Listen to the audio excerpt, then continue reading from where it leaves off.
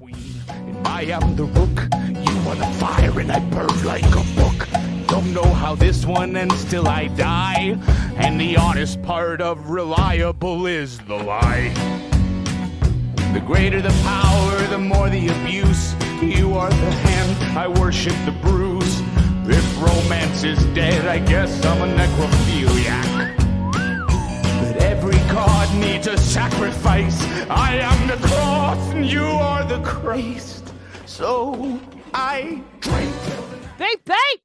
Kids! This is Mothers of Mayhem, an extreme horror podcast. As you are all fully well warned, Christina has a lot going on this season. So we have recruited a bunch of amazing co-hosts for you. And today I am joined by one of my really, truly, my TikTok best friend. Heart. Sonja. You know her on TikTok as @GhostlyReads. On Instagram, if you follow her there, she is @SpookyCurious. She is our independent horror TikTok queen. And Mothers of Mayhem filler. And we are so happy to have you. Sonja was also my buddy at AuthorCon this spring. You got me through. Oh, you got me through. And it'll hopefully be my buddy at AuthorCon again this coming spring if we can make it happen. I'm assuming it's tradition. And so many people are so interested in starting to make it their tradition. So I'm thinking next year it's going to be an even more wild and crazy time.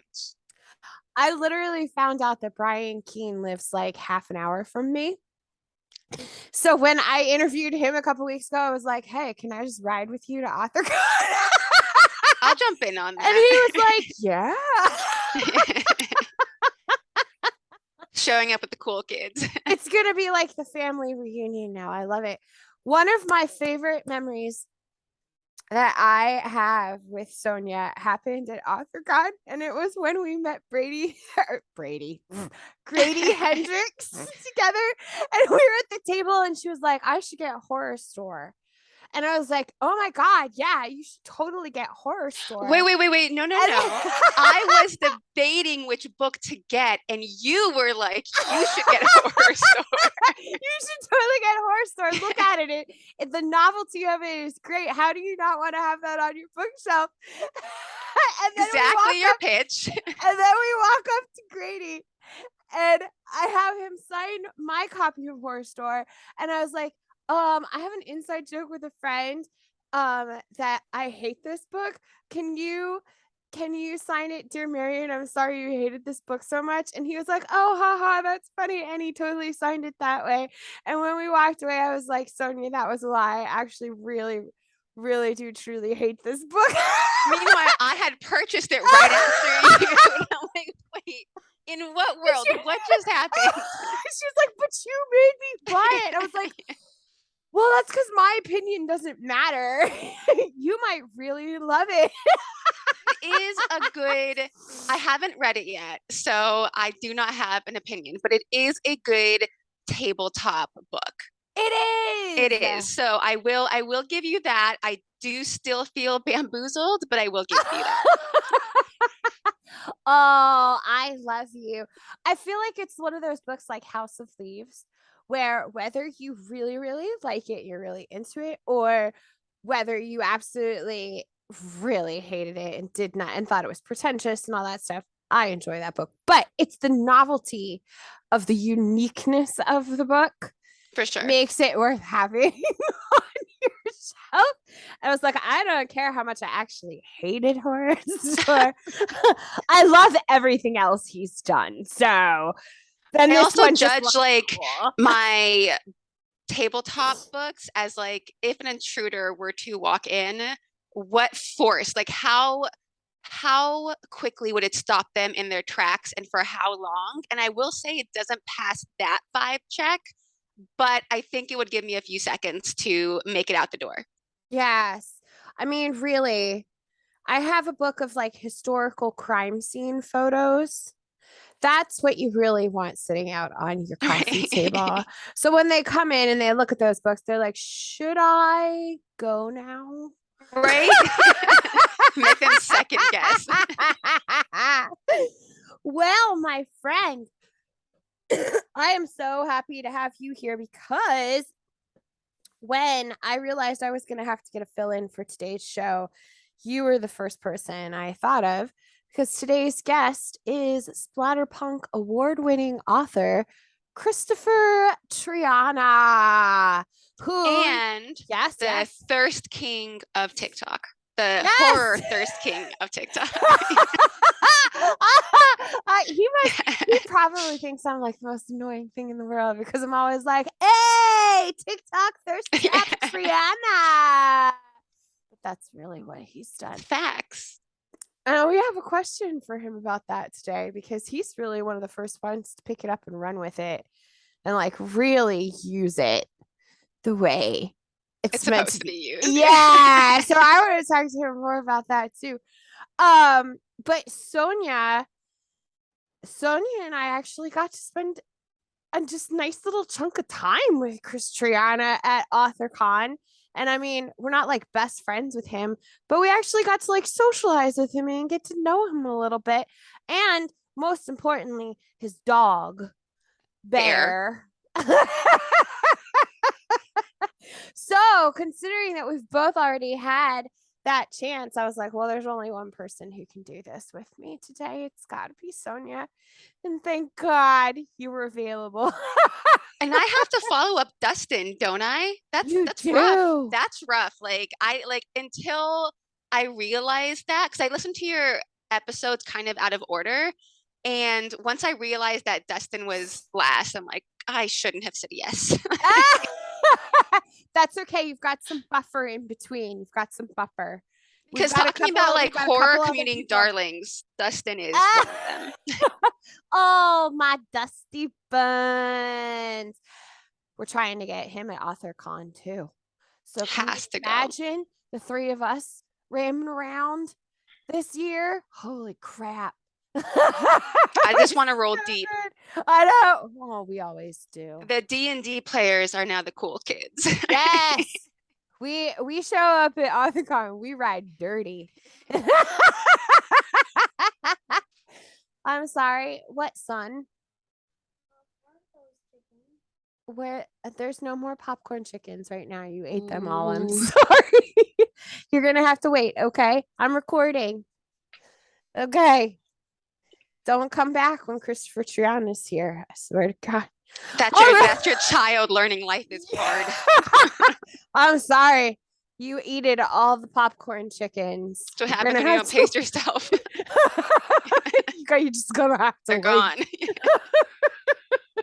Well, since we have a little time before Kristopher Triana joins us today, Christina and I always talk about what we've been reading or what we've really been into this year. And since you are a heavy hitter book reviewer on TikTok and Instagram, I would love if you have a little list you could share with us of what some of your favorite reads from this year have been so far, because I'm sure the listeners would love Totally. First of all, as a read everything she has written, Mona Kabani has been absolutely blowing my mind. I think, not that I don't really like comparing authors to other authors, but if there is another Anya Alborn, it's going to be Mona Kabani. So literally read everything that she has written. Now, she's the one who just released Lapvana, right? No, that was something Moshfegh. Moshfegh, that was Moshfegh, yes. But she has written, I am blanking because I have been sick, but she's written Vanilla and she just released, hold on. Let me move my dinosaur tooth, my megalodon tooth, but she just released For You. So this is a fantasy horror that's very, oh my God, I'm completely blanking, but it's very just like horror game-esque. It's one of my favorite reads this year for sure, and it's out now, so definitely get that.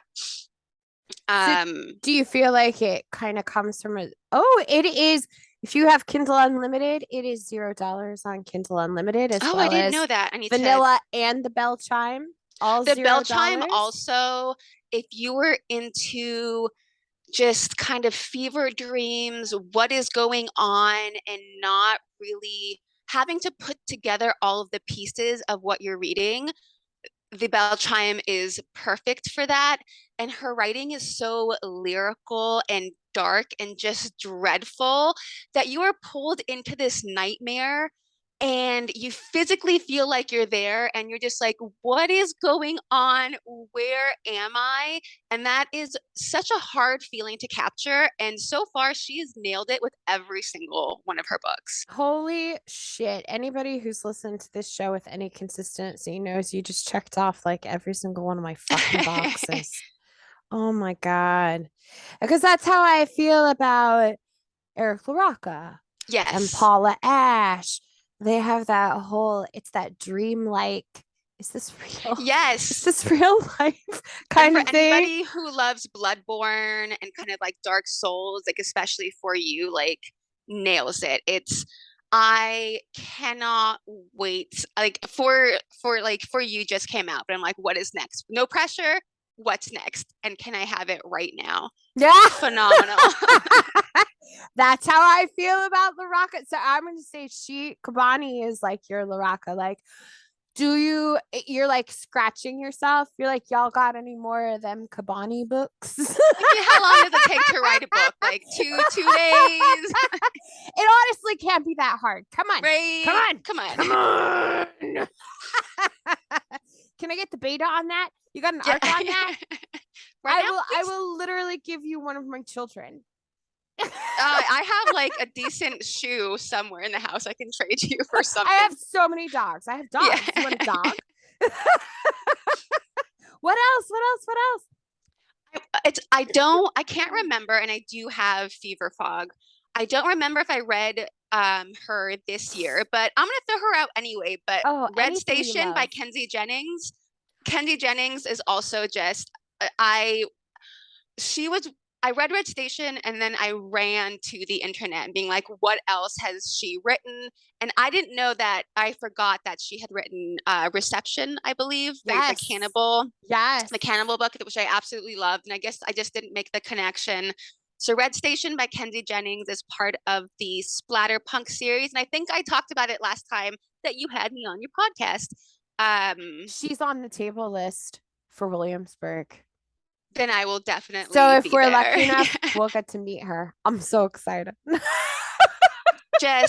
She has created a character that I want to be. I'm in the market for a red core set. They're expensive, but I want to be Clyde.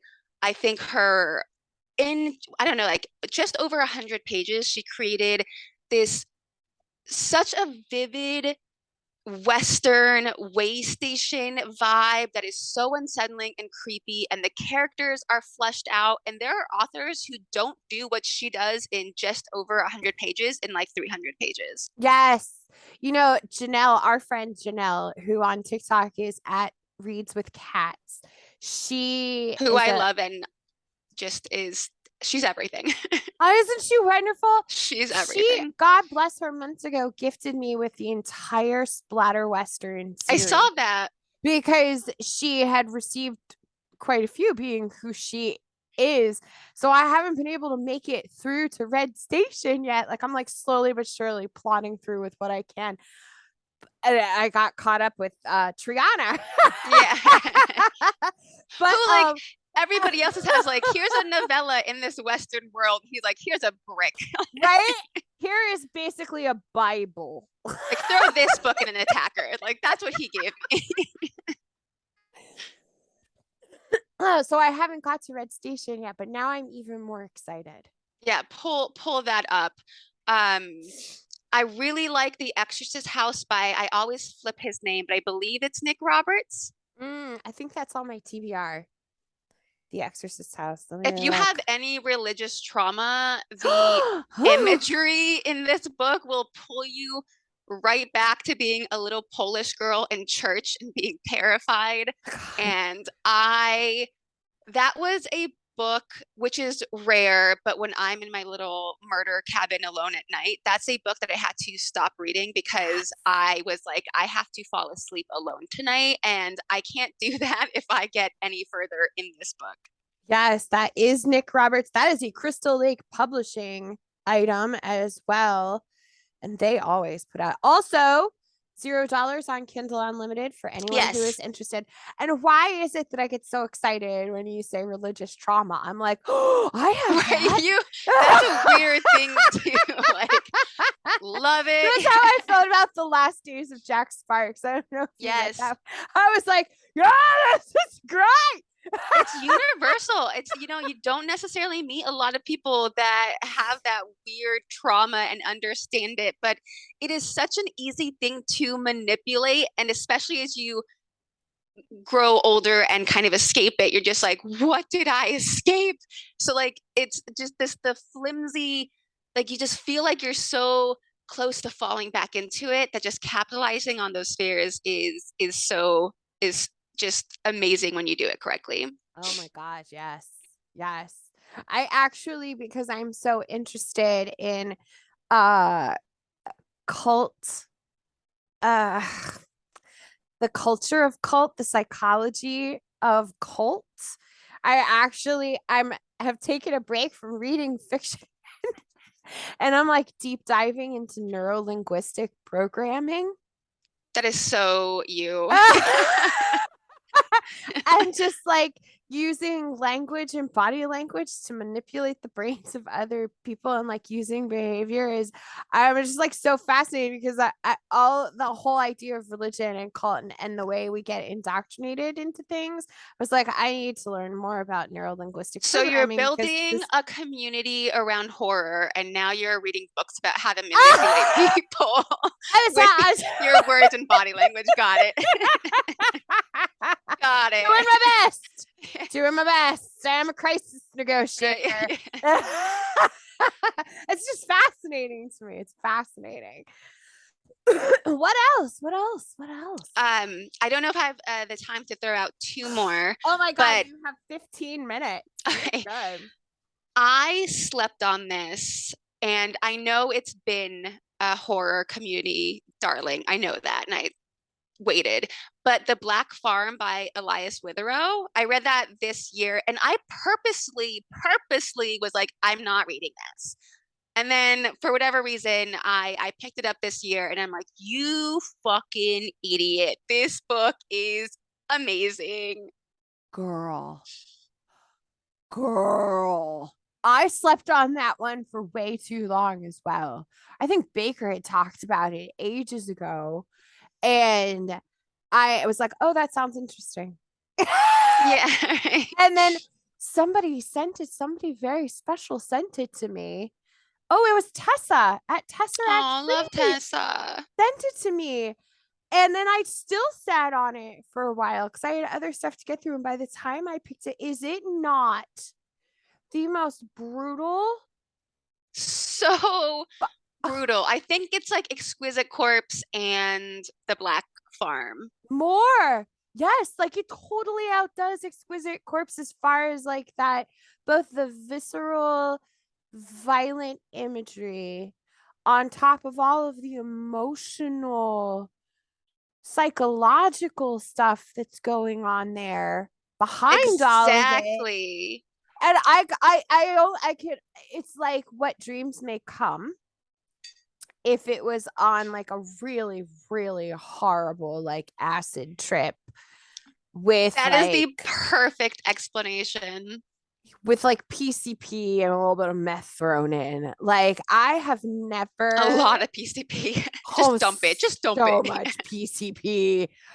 Oh my god, I've never I don't even know how we explain this book to people if you haven't read The Black Farm, but it's one of those ones where like you have to be like, look, before you pick this up, like you need 100% to understand you got to do, if you're a person who needs trigger warnings, go find the trigger warnings on this one, because Absolutely. holy shit, Even this is if no like holds barred. you read extreme horror, I feel like sometime, not everybody obviously, but like even if you read extreme horror, I still feel like there needs to be a little bit of just like, this is intense at the very least, because we talk about traumatizing books, but this is traumatizing. And I love that. And I love that I don't mind authors who just like write, extreme for extreme's sake. Some of my favorite books are those books. But when you add like that psychological, emotional component and make it this really fully fleshed out thing, that's when it just burrows into your flesh and lives there. And when you're washing the dishes 3 weeks later, you get flashbacks because it's living in your body and it won't let you go. Yeah. Yeah. It was the first time, like, there are only a few scenes from extreme horror books that really like stuck around in there. The screws. The screws. Yes.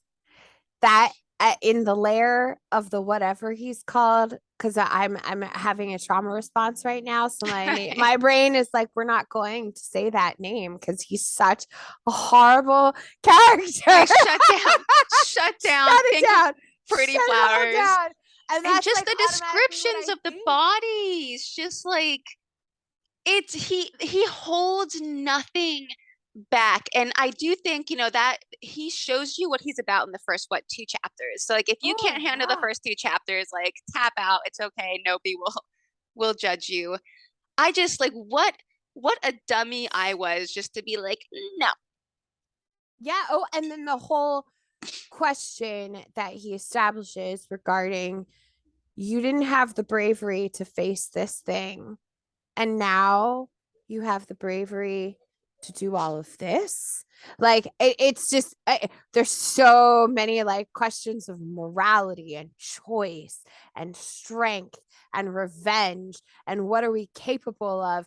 Like, do we, I call it cleaning dirt with dirt, but like to escape pain, and to rectify and heal yourself from pain, are you willing to cause massive pain and do horrible things? It's just such an amazing, on so many levels. And I think it is because it is so brutally graphic that a lot of what's really in there can get lost. Yeah. But it just adds to the whole emotional impact of the book, because it just takes you through so many different, very visceral reactions, emotional reactions and responses. It's just an incredible book. I heard the second one is just as awful. Plus a more emotional. I own it. I haven't been able to.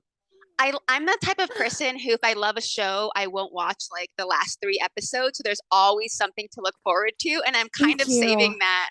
Like, but because if you watch it all, it's over. So I'm kind of saving the second book, but I heard it's a little bit more emotional. Yes, me too.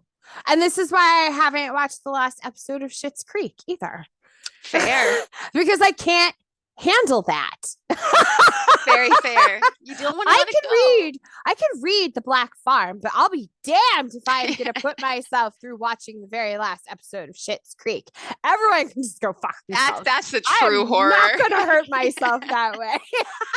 And like the world building is on par and better than some of the fantasy books that I have read. I want to crack his head open and like pilfer his little brain and be like, give me some of these ideas so I can make my horror vacuum short. I was shocked to see how long ago that book actually was published. Yeah. And that just now, isn't it amazing how that works? Like you can put a book out in like 2014, 2015, and then all of a sudden in 2022. Right? It's like, oh man, I really like that book. Yeah, and nobody really likes it. 8 years later, all of a sudden the world is like, oh hey, here's this thing. This is good. This is amazing. And then boom, it just starts blowing up. Ugh, the world is I funny haven't that gotten way. too far into it, but I'm also reading. He has like this sci-fi horror. I think it might be called Vagabonds. Don't quote me on that, but I'm just starting that. So I want to see how his twisted little mind handles sci-fi horror. Do you have any others to share before we get Mr. Triana in here? I also Laurel Hightower Below. I'm not sure if you read her new novella. It's like this cosmic-y nature horror about like Mm. a woman who is on her way to, I believe it's a bachelorette, and an accident happens with somebody she meets on the road, and then she gets introduced to essentially a hellish landscape that also features a pretty famous cryptid. So I So say obviously loved that's a that fuck. aspect of That's a it. fucking Mothman right Yeah. there. It's about Mothman, but it's about so much more. And it really reminds me, I was talking to Stephanie from Books in the Freezer. It reminds us both of The Descent a little bit, which obviously is one of the best horror movies ever. So if you're into that, then absolutely pick up Below by Hightower. Oh my God. Ugh, I just added it to my never ending to be read pile. You Uh, can knock that one out in a day. It's a good, like, if you want something that's not going to take up a lot of your time, but it's going to give you a lot of thrills. There are actually a lot of twists in it for the length that it is. So if you just need something in between big books, stick it in there. yes. I'm finding that they really, novellas, short stories, anthologies, at least right now, with the way my life is with between work and family and all that, that's really the best way for me to go. Like in summertime, feels like things chill a little bit for some reason, probably school and all that. And you can get into the deeper books. Yeah. But right now, it's just like, give me what you got. What can I read in an afternoon? What can I read in 2.5 There's nothing hours? better than a novella. Oh, I love it. I'm living for it. Plus, my ADHD brain is like, yep. Nope. Thank you for that. Dun, Thank dun, you dun. for the serotonin and the dopamine. We appreciate it. All right. I'm going to send him his invitation. Are you ready? Let's do it. Oh, we're going to get Kristopher Triana. It's time to talk to TikTok the thirst trap. Hold on. We'll be right back. I have fever fog. I have a small human eating my brain. Did you see Louise Fletcher died? No. Yes, Nurse Ratched, the original Nurse Ratched. I am like sad. When I'm in my murder cabin, I just don't exist out like in. I'm happy my internet's holding out for this. I don't know what's happening in the world right now. I'm so jealous of your murder cabin. I wish I had a murder cabin. I need to come to your murder cabin. I was gonna say, come to my murder cabin. To your murder cabin and just sit in a pile with your dogs. I can't Live like my best really watch life. horror when I'm alone here because I get so freaked out, especially with Cupcake the bear running fucking amok. You have a bear? Named Cupcake, yeah, and she is just a menace, and she's mean, so it's not a nice bear, and I don't like hearing weird noises outside anymore. Has Cupcake broken into any homes? Is Cupcake doing like B&Es? No, he's not doing beanies. He is. My boyfriend opened the door one day, and he was like right there, and he just like slammed the door. Like, okay, Shut the fuck up! yeah. What kind of a I'll send you bear? photos. We only have black bear, but like a black bear 2 feet away from you is terrifying. I see them on hikes all the time, and I'm never scared. But like when they're right there, it's a little different. People are like, oh, well, black bears aren't as bad as brown bears. I'm like, it's a bear. Right? It doesn't matter. They have claws. And they get pissed off. That's and very strong jaws. I'm like, I don't care what kind of a bear is it. If I open my front door and it's standing on my porch and it's like, hey, I'm gonna be like, no, thank you. Fun fact, they're drawn to cupcake scents. So if you're ever on a hike or something, I don't know who would wear cupcake perfume exactly, but Don't do that. Pro tip. I was gonna say, so what you're saying is I should leave my 1996 Yeah. Bath and Body Works warm Right. vanilla sugar body spray at home. I know it's hard.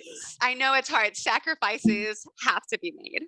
So I hit Kristopher. Sonja was Hello. just hi. Hello. Hi. Hi. Oh my gosh. Sonja was just telling me how if I'm gonna go hiking in the woods of New York, I should not be wearing my 1996 Bath and Body Works warm vanilla sugar body spray because You I attract will bears. attract bears. Yeah.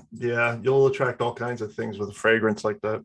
Oh, delightful. Who knows? I might run out of the woods and tackle you. I saw possible. cupcakes.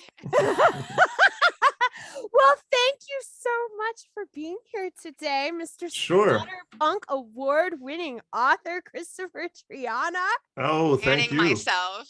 I was gonna say, speaking of bears, how is Bear? And can we see her? But I see her right there. Yeah, she's back here by the window there. Hi, baby. How you doing? You know, I am this is sunning myself. the only reason we invited your dad here today is so we could see your beautiful face. Yeah. I bet you get that a lot. Poor Christopher.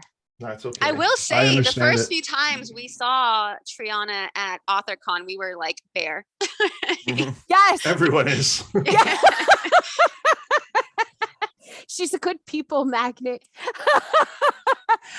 Speaking of that, I gotta say, I think Sonja was far braver than I was because we came in on Thursday to AuthorCon and I had been scooting around for like 24 hours hopping tables, and I was like purposely avoiding dear Kristopher Triana's table because I could not build up the courage to speak to you. Oh. You said you had to do laps. Like you're like, no, I need to keep doing laps to get the energy to go say hi. I was like, I was a little like, and it probably happens, but I was just like a little bit starstruck, and like I have relationships with people like Volpe and Beauregard, so I was like, okay, well, I already know these guys. I can go talk to them. I was like, I've never spoken to Kristopher Triana before, and every time I was like, I'm gonna do it, I would get like an anxiety attack.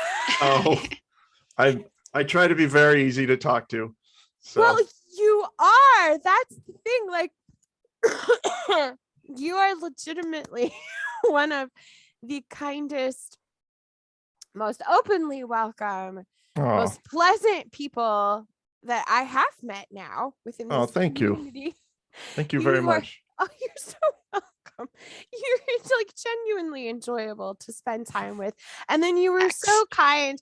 We're like, you even took time to like just like hang out with us afterwards and just like be a buddy to us like later in the day. And it meant so much. So you have like the most excellent vibe.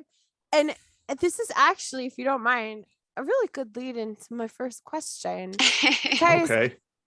I had read your books, and you are such a lovely human being, and yet you write some of the most awful and unlikable characters I have ever read in my life. It's The like best combo. you and CV Hunt have written some of the most deplorable people that I have ever read. It's like people Thank you. I want to like, I literally want to murder them. I hate them so much. Good. That's what I when I make a villain, I want them to be hated by the reader. But where are these people coming from, Kristopher Triana? Because you are such a nice person. I'm like, is this an outlet for you to get out what is potentially a darker piece of yourself? Do you know you need to honor it, but it's otherwise something you don't want to give energy to because you are a good and decent human? Like, how does this happen? Well, there's a difference between the art and the artist. Oh, you know? absolutely. And I definitely have a dark side to me, but nothing as dark in my personal life as the stuff that I create for fiction. But I I've hope always not. no. Like, he's either just really awesome person with very creative brain, or he's psychopath. Yeah, a little bit of both. Yeah. But no, if I'm going to create a villain or a monstrous person, I want them to be as loathsome as possible, and I want them to have these kind of deep-seated secrets that slowly come out throughout the course of the story. But at the same time, I don't like any character to be clearly, black and white. I like them to have some gray areas. So even with monstrous evil characters, I want them to be believable people, and not just like a caricature of a villain, like I'm Dr. Doom, or something like that. I want them to be like a believable person. So then when they do the awful things, it's all the more shocking and horrifying because they seem real. I think Jackie from And the Devil Cried is a really interesting example of this, because he is, God, I hated him so much. Christina and Sonja's read this one, I'm sure. Yeah. I think all of us had a very extreme emotional reaction to that book, and Jackie in and of himself is absolutely deplorable. Oh yeah. And it's like you're making strangling motions as you're reading. Yes. And like, you want bad things to happen to this person, and yet this person just keeps continuing to be able to do bad things. And the way his character is developed, that he's just not good. Never has been good, was probably born that way. We do get shades into what developmental factors may have influenced who he is. But then there's times where he's very insightful regarding like certain sociocultural issues, seeing as like he is like a veteran. He really makes some very interesting points about like how veterans are treated when they come back from combat. You have the quote about like, they thank me for my service and then they offer me a 10% discount on hamburgers for 2 weeks. And like, so there are times where I'm reading from this character that I want to punch in the throat repeatedly, and I'm like, holy shit, yeah, man, you're right. You're like, yeah, I kind of get it. Go kill somebody, it's okay. Well, I mean, that's like, that ties into the whole gray area of a person, a character being a real person. Just because someone is monstrous and evil doesn't mean they're not right sometimes, and doesn't mean that they don't have intelligent things to say. Like, look at because that's what we see a lot in real life with real life monsters and killers. Look at someone like Ted Kaczynski, the Unabomber, who he had a lot of insightful things to say in his manifesto, which the press published at his demand. I've actually read the thing. You can buy it, you can read it, and it's kind of crazy of how much he, and I'm not trying to simp for the Unabomber, but it's crazy how much he predicted about how technology would destroy us as a society. He really did. But then at the same time, he was a lunatic who blew people up, so there's that balance there where it's like, these real life villains aren't cut and dry, they're not like a caricature or stereotype either. So I wouldn't want mine to be that way. The ones I create. You're absolutely right. It's actually been a big conversation that's been popping up as a theme over this season that we've been doing, because I also talked to Paula Ashe a couple weekends ago, and I almost thought you were going to say Paula Abdul, and I got really excited. Oh my no God, offense to Paula Ashe. Can you imagine? Paula Abdul is now coming out with her own Splatterpunk line. Oh, that's awesome. Awesome. Oh my brain just like exploded. I would buy it. Yeah. We're still there. Yeah. No, we've been talking a lot about like cognitive. Could it be called Forever Your Final Girl? Yes. Oh my, I feel like this needs to be pitched. I know. How do we have her people call our people? I don't know. I don't know what she's doing now. So that is value added to the genre right there. Right. I would absolutely buy that. Hell yeah. You made a really, really good point when you talk about that gray area. And we've been talking a lot this season about cognitive empathy and how like you can look at people's behaviors and you don't agree with them and you don't validate them and you don't, there's nothing justifiable about them. But when you take time to read horror in a way where you recognize the motivations, it completely changes your perspective. Right.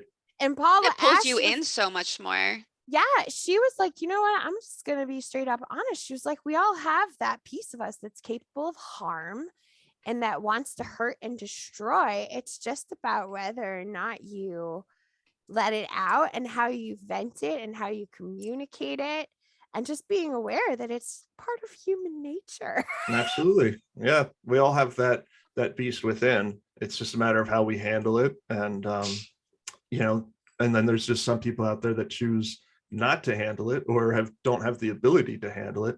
You know, people that are born sociopaths and have no ability to feel empathy.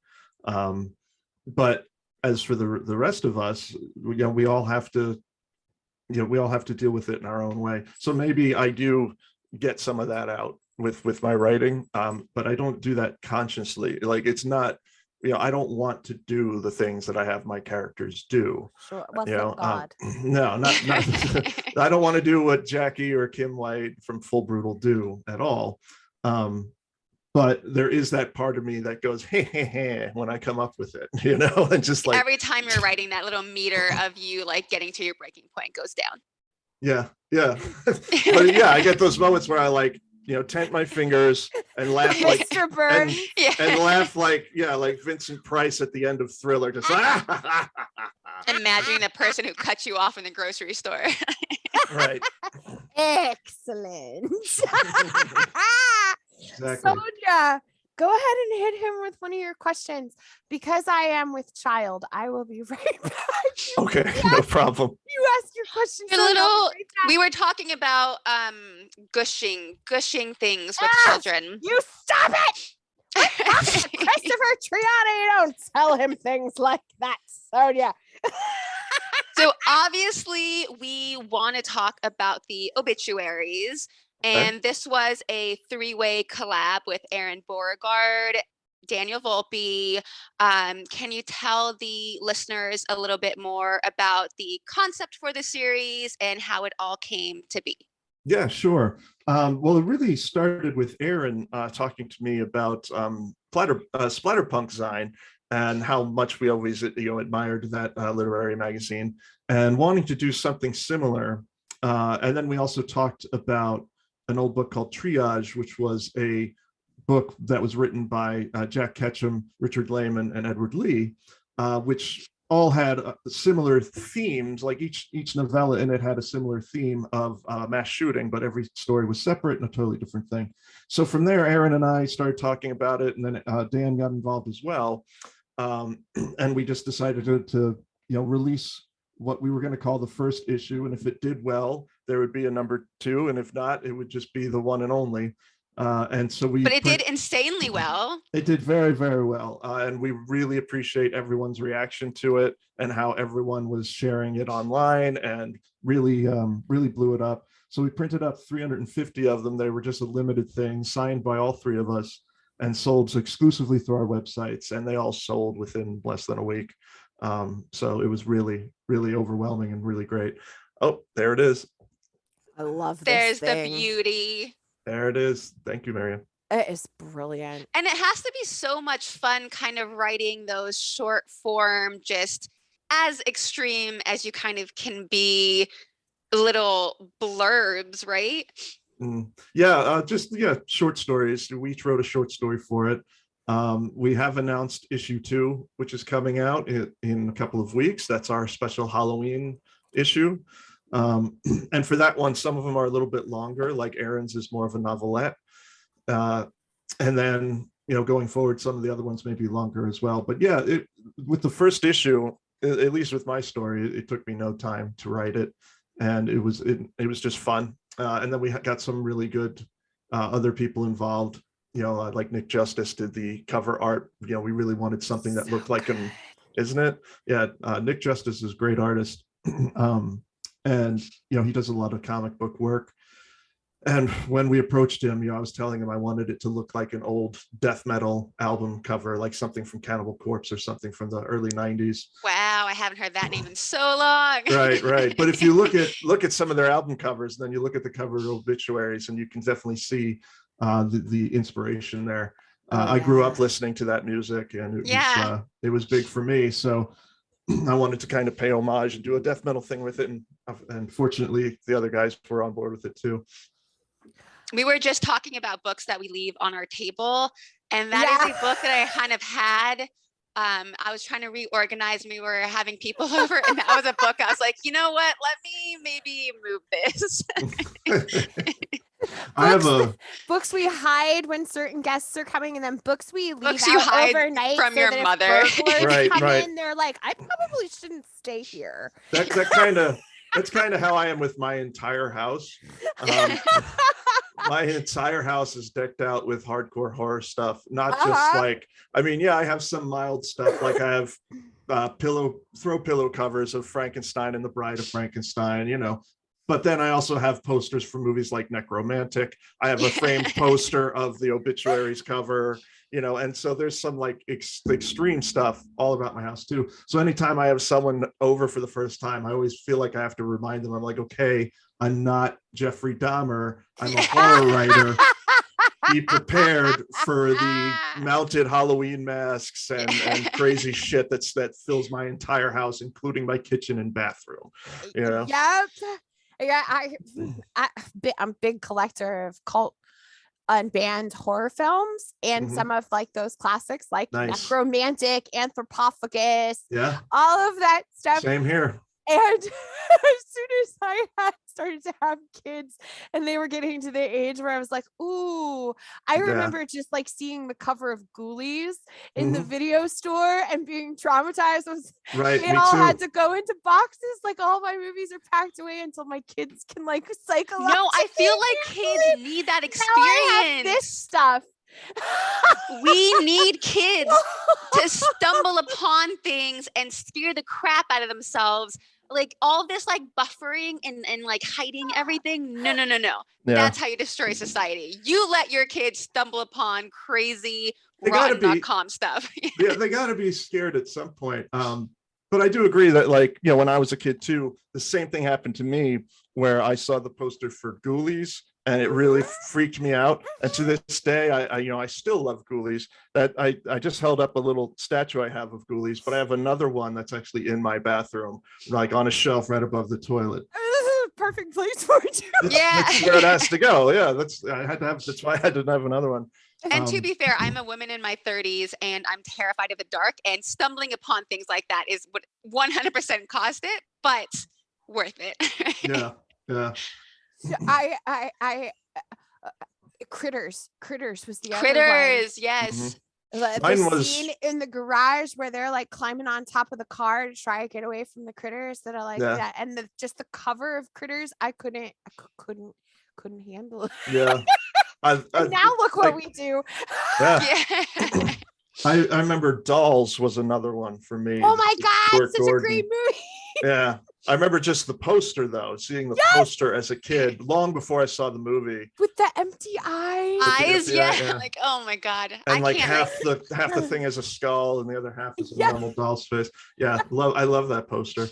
To this day, I can't walk like past the doll without like keeping my eyes on it, being like, I don't trust you. Yeah.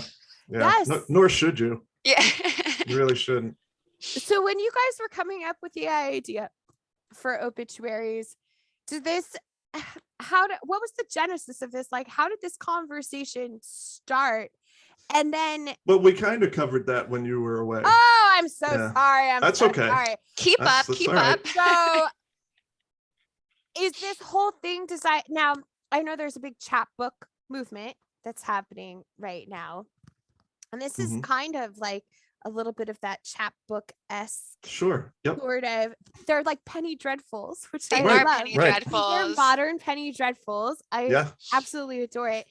Is this kind of designed to be like a pop culture homage to these various tropes themes that we've had since the 60s, 70s, 80s as far as horror Oh, definitely. goes? Yeah, there's definitely like that vibe to it. That's why we wanted them to be issues and continue as the obituaries and not just be a standalone thing.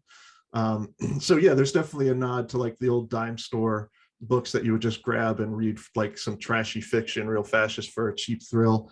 But then there's also like the nods to Vault of Horror, Tales from the Crypt, and like all of the horror Yes. comic books. Yeah. And the community seems to be embracing it. Like people got the opportunity to be in the next one, right? Yes, we opened it up for a limited amount of slots where people, in the back of the book, we decided instead of doing about the author little segments, we just wrote our own obituaries. Yeah. And then we did them hilarious. Thank you. Yeah, we did them really comically and stupidly. And so for the next one, there was the idea to open it up to some of the major fans where they could buy a obituary in the back of the book, and them buying it helps pay for the production of the book, which helps us out. And it was what did we do? We did like 15 slots, like 5 written by me, 5 written by Aaron, 5 written by Dan. And yeah, those sold out very quickly, and we had a lot of fun writing them. And going forward, we're going to be doing that again, if people want to buy a slot in them. So good. Oh, I love it. And the nice thing about that is that you all, like you and Aaron and Dan, have allowed yourselves to be accessible to us nerds out here. We love you guys. Love you guys so much. We love you. And it's given you guys a chance to get to know us. So when you write these things, like we look at them, like, I didn't think of that. Actually, they know they're fans. They know, like, y'all know Donna, her personality, Tara, like Brad. Yeah. Brad Tierney, our sweet, precious Brad Tierney, which is so beautiful, because then as we other readers who are friends of these people read these things, we're like, look how well they know us. Yeah. And it just adds to the value. Thank you. No, we notice and we notice, and we love and appreciate every one of you. Without you guys, we wouldn't be able to do what we do. So no, we love you guys. Absolutely. And I think this is a great,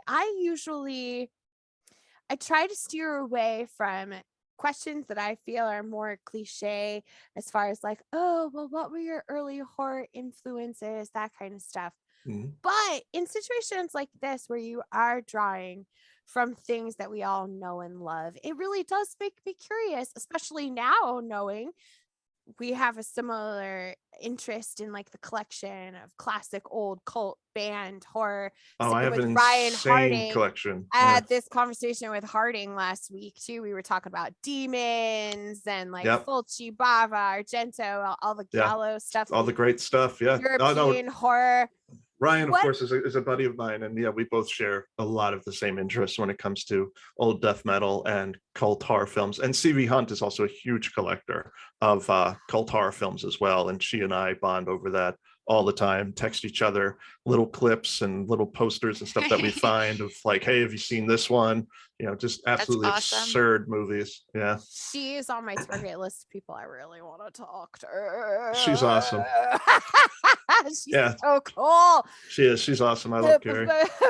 Sonia and I read Ritual Human Sacrifice. We were like, fuck this book. That was the only book that I hated it so much. I loved it. Mad at me for recommending. Like people, I had given that to friends, and they were like, "You are an awful person, and I don't want to talk to you." And I'm like, "I'm sorry." What I love about that book is so many people will criticize it for being misogynistic, not realizing it was written by a woman. Right. Yeah. Adam, like, I think my TikTok review of that was like 3 minutes of me being like, I have never hated a character more than I hate this person. Yeah, I think that being said, he's definitely I fucking love this book. So when you think back to your earliest relationship with horror, yes, all the way back, where do we start? what were those core influences? We already had the like you kind of walk up on the Ghoulies Mhm. tape case and you're like, oh shit. Yeah. What hurt you? Yeah. Who hurt Who hurt you? Oh, I don't want to talk about all them, but I always liked horror. I can't remember a time when I didn't, even when it scared me, like when I was a kid and I would see a movie poster like that. I was scared by it, but I was intrigued by that feeling of fear. So when I was a kid, I had these toys that I got around Halloween time. They were just these cheap rubber figurines of like Frankenstein and the creature from the Black Lagoon and stuff. And I played with them all year long. I always loved that stuff. Even when it wasn't Halloween, I wanted to play vampires, werewolves, and all that kind of thing. And then even as a kid, I still have some of these, where I was 8 or 9 and I had horror stories that I wrote and I drew illustrations to go with them about monsters and killers and stuff. So there was just always a big part of me and who I am. When did you actually start writing? When did it hit your brain that where you were like, you know what? I think I could do this. I got ideas I gotta get out. How Well, I young were mean, you? I was a kid when I first started writing like short stories and stuff, but I didn't write them intending a bunch of people to read them. I just wrote them for my own enjoyment and stuff. Sure. And then as a teenager, I started to get more serious about it. When I was about 15 or 16, I think is when I decided I really wanted to be a writer if I could do it. And then it was many years later that I started to have success with it. I had to perfect my writing and get better at it. And but yeah, even as a teenager, I wrote my first like novel when I was about 14 or 15. Yeah. What was it about? Do you remember? Oh, it's terrible. It's just I absolutely don't awful. care. I just want to know what Yeah. it was about.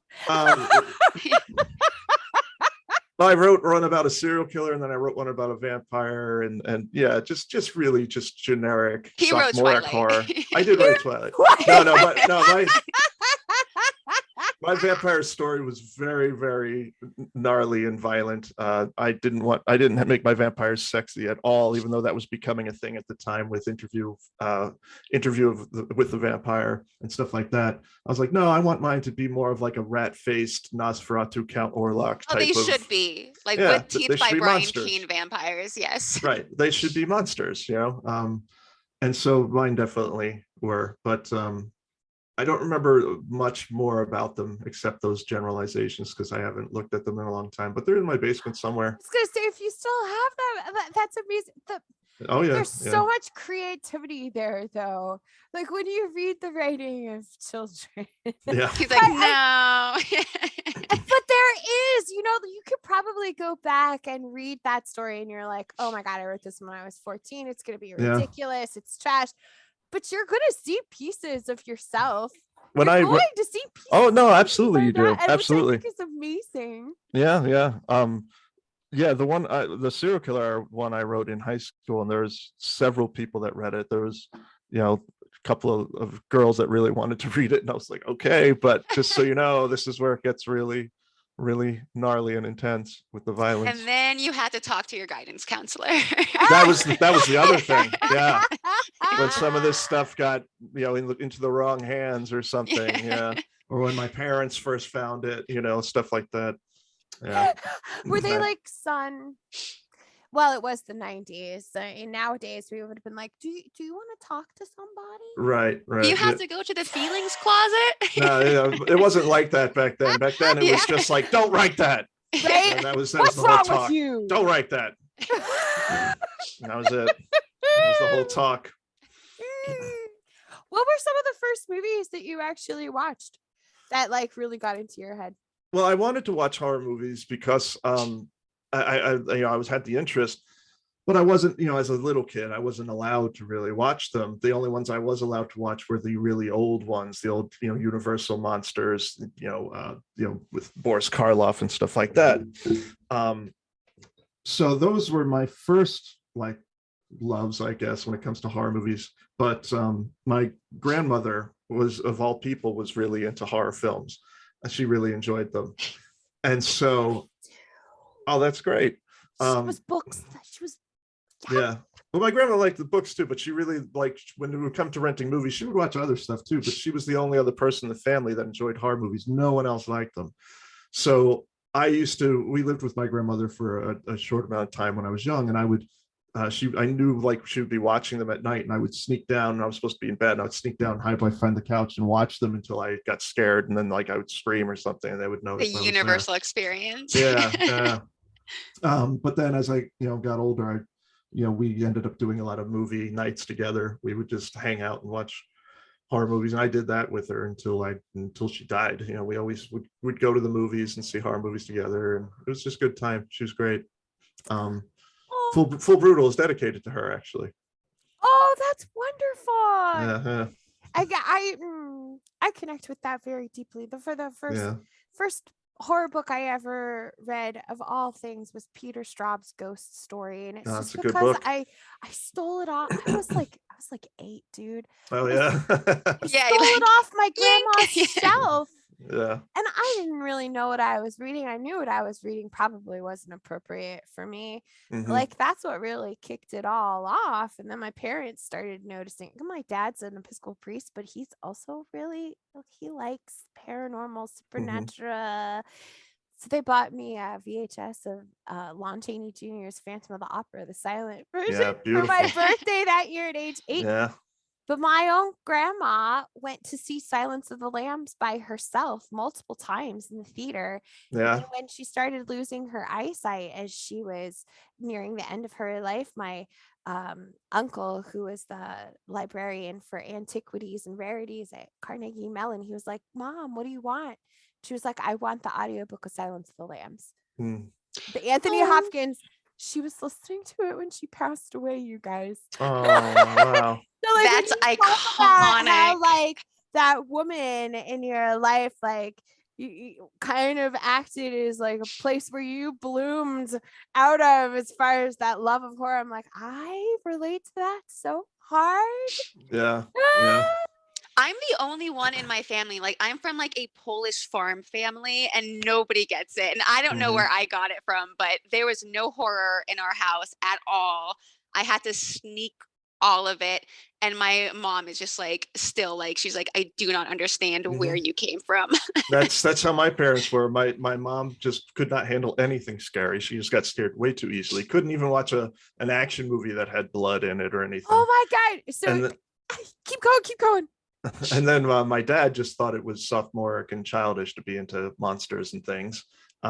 So yeah, no one else in my immediate household liked horror at all. I was absolutely the weirdo, and I think that's a stigma that continues to this day with people I know and people I meet that aren't part of the horror community like you two are, that are just regular normies and just don't understand when they find out I'm a writer and they're like, "Oh, what do you write?" And I'm like, don't read it. Just you don't want to know stuff. I write really psychological books about, women overcoming their insecurities. Absolutely. I was so curious. Was your horror loving grandma, was she the parent of your horror despising mother? Yes. Oh, interesting. My mom can't handle it either. And my horror loving grandma was her mom. Wow. Do you remember what your grandma's favorite horror movie was? Well, yes, but it was kind of because it wasn't because it was so scary. She thought it was just so funny. Oh, that's amazing. She loved Basket Case. Right? Isn't that amazing? Isn't that amazing? I know. I love that. I love telling people that. Yeah, she thought Basket Case was hilarious. I remember when we watched it, and she'd seen it before me because I was really young when. I don't know if I was born yet when that came out. When did that come out? 79? Yeah, 79. Yeah, okay. Did she introduce you to it? It was like right before us. Yeah, well, I was 2 in 79. So I don't think she necessarily introduced me to it like, "Hey, you need to sit and watch this." But I remember her talking about it and saying it was so funny. And then we ended up, watching it together. And I had seen it separately at that point, but we went back and revisited it. And yeah, when Belial is just throwing the fast food wrappers out of his basket and stuff. She just rolled. She just thought it was the funniest thing in the world. And it is. It's hilarious. So Kristopher Triana, do you have that VHS in your collection? basket case on VHS? No, Yeah.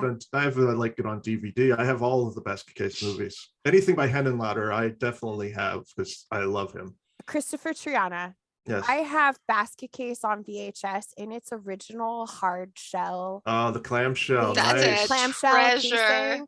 And Very if nice. you let me know what your address is, I will send it to you because Oh, it no, does I wouldn't not want have. Oh my God, it doesn't have the emotional value to me as I think. But I would just love for you to have it because I have that original, like the first time they put it out on tape Oh, that's great. in that clamshell casing. I'm like, oh, I need to send it to you because that's just beautiful. That's Yeah. beautiful. I love it. And right, it's just sitting in a box because that's one of the ones that traumatized me when I looked at that cover. That your Even that brain's like, cover, I nope. was like, oh, Yeah. there's a dangerous baby in there. Yeah. Yeah. I'll have to send it to you. Yeah, I have the whole series of basket case. I really like part 2. Part 3, not so much. The longer they keep going, the worse. Yeah, Henenlotter even said in interviews that he just made 3 just because he knew it would make money and he could, cash in on it. At So- some point, that's what you need to do. But 2 is just batshit. There's so many different mutants and weirdos in it. I really enjoy 2. It's not as grimy as part 1. It's not as like filthy and grindhousey, but it's very amusing because it's all of the ridiculous creatures and the great practical effects that is in it. Oh my God, yeah. How do you feel about Cronenberg's The Brood? Oh, I love The Brood. That's an excellent movie. Yeah. Oh man, Yeah. that was one that really boggled my mind. And now when you watch it, It's as a an mind fuck. adult, it is. It really is. And as an adult, you see it so differently because there was one of the first movies that I remember, like the visual effects. It's not. I mean, it's gory. That's a gory movie. Yeah, a little bit, but it's not it's like more body violent. horror. Yeah, it's not violent gory. It's more body horror. Yeah. Yes. The and the finale way- is insane. Oh yeah, when she lifts her. Oh, Well, don't man. give it away for those I who listening know. may not have seen it. I know. But yeah, it's insane. Yeah. As an adult, you look at it and you look at like, I'm sorry. And now a mommy. Well, yeah. too. And my Yeah. my psychiatry, mental health brain is always like, oh my God, all of the stuff he put it in there, the concept of motherhood and Yeah, trauma the- and the repressing manifest- anger and The physical manifestation of one's anger and everything. Yeah. divorce and gaslighting and toxic relationships and then raising children. I'm like, oh my God, this movie. No, I it's think The great. Brood is what introduced me to my love of body horror. Like, obviously, I was like, oh my God, I'm so young. Like, what is this? But like, I couldn't. It's like one of those things where it's like, I know I shouldn't be watching this and I don't love it, but I can't look away and Yeah. I need to see how far this goes. And I Yeah. know, like, even in the horror community, body horror is not the most popular always, but that movie, if I that is love one of body the horror. first things that I like, if somebody wants to get into body horror. You Yeah, guys, definitely. Well, Cronenberg is the king of body horror when it comes to cinema. And my introduction to him, which I think most people's introduction, at least for my generation, was The Fly.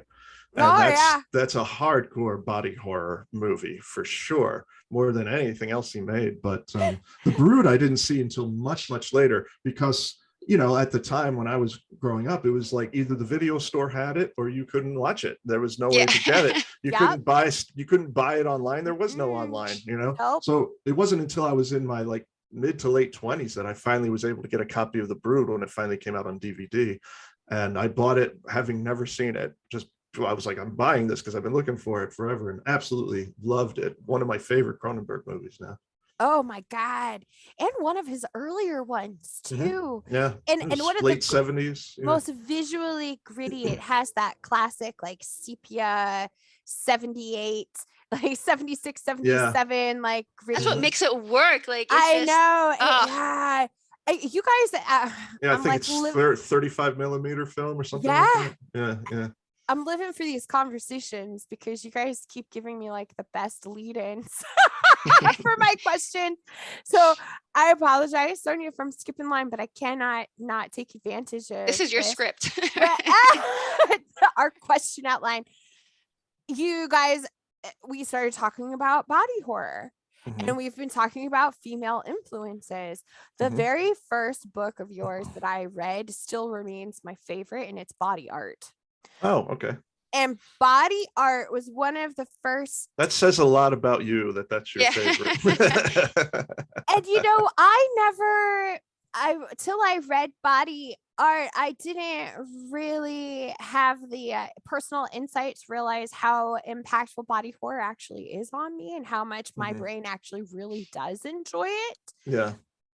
But one of the reasons I liked it is, again, Jessica, your female character of Mhm. Jessica, who's this very young, idealistic, somewhat, she appears naive in the beginning.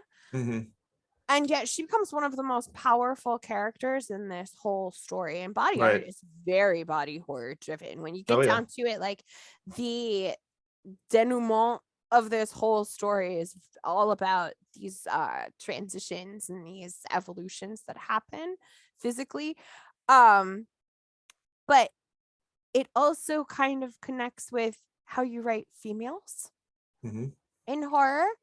And so often in horror, women are presented in a way that like really directly avoids confronting the fact that their primal capacity for evil is truly no different than that of men, Nope. and not at that all. they are fully capable of atrocities just as extreme and as horrific, while being driven by very similar egotistic, self-focused motivational factors. Kim in Mhm. full brutal, Right. I love Kim. Lori. I think Lori in Gone to See the River Man is one of your best examples of this. I Mm. believe that she, despite the vicious nature of who she is at her core, is probably one of the main reasons that book is one of your best known, and it's a fan favorite. It is. Yeah. It's exploded. Especially among women. Yep. Absolutely. Sonia's talked about that one a lot. I appreciate that, Sonia. I personally, it had a very deep impact on me, and I Mhm. have yet struggled to find a way to talk about all of the things that I feel about this book. I love it, but there's So good. so much that goes on in my brain, especially from the perspective of Lori. Can you talk to us more about your philosophy on writing females, Mhm. female characters in Sure. horror, and how those women evolve for you as you are writing them? Okay. Yeah. Well, like you said, women are just as capable of doing anything that a man can do, whether it's good or evil. And there for a long time there has been this, this trope in horror where women are always just the victims or the final girl. You do see, at least in the past, I mean, now it's much more commonplace to see a more believable female villain. But if you saw a female villain in the past, like when we were growing up, it was usually like, Maleficent or something, where she was some supernatural deity, some, witch or something. So when it came to myself in writing women, I didn't want the women to just, I don't want women to just be one of those two things. I want them to be just as complex and layered as the male characters. And I've also just always had a good relationship with women in my life. Not all my relationships worked out so good, but that's just life. But no, I've always just, been able to identify with women, in touch with my feminine side, I guess. I don't know. And so, the thing is you have to write, as a male author, you have to write women as people first and as women second, and another great thing that I think not enough male writers do that can help you in creating and shaping more believable fictional female characters is to read more books written by women. And I made that a point several years ago. I made it a point because horror fiction is predominantly written by white men. It just is. That's like the majority of horror writers. Yeah. So I found that I was reading just a ton of white men because I like horror. So I made it a point to go out and read more books written by women, and looked into other, dark fiction that's out there. Some of it may not be horror, but there are writers like Elisa Nutting or Nicole Cushing, who is horror, Charlie Jacob, if you want to go a little further back, that wrote these really extreme, really twisted books. And of course, C.V. Hunt, my friend Carrie. So I made it a point to read more books by women. And I think it was like 6 or 7 years ago where I just got a ton of books by women, and I only read books by women for almost a year or something. I just made a huge list and just read them all. And I think that had an enormous benefit to my writing when it comes to writing women. Yeah. And I definitely think that's why people are drawn to you, because we read Gone to See the Riverman for our Spooky Curious book club, and we discussed it maybe 2 weeks ago.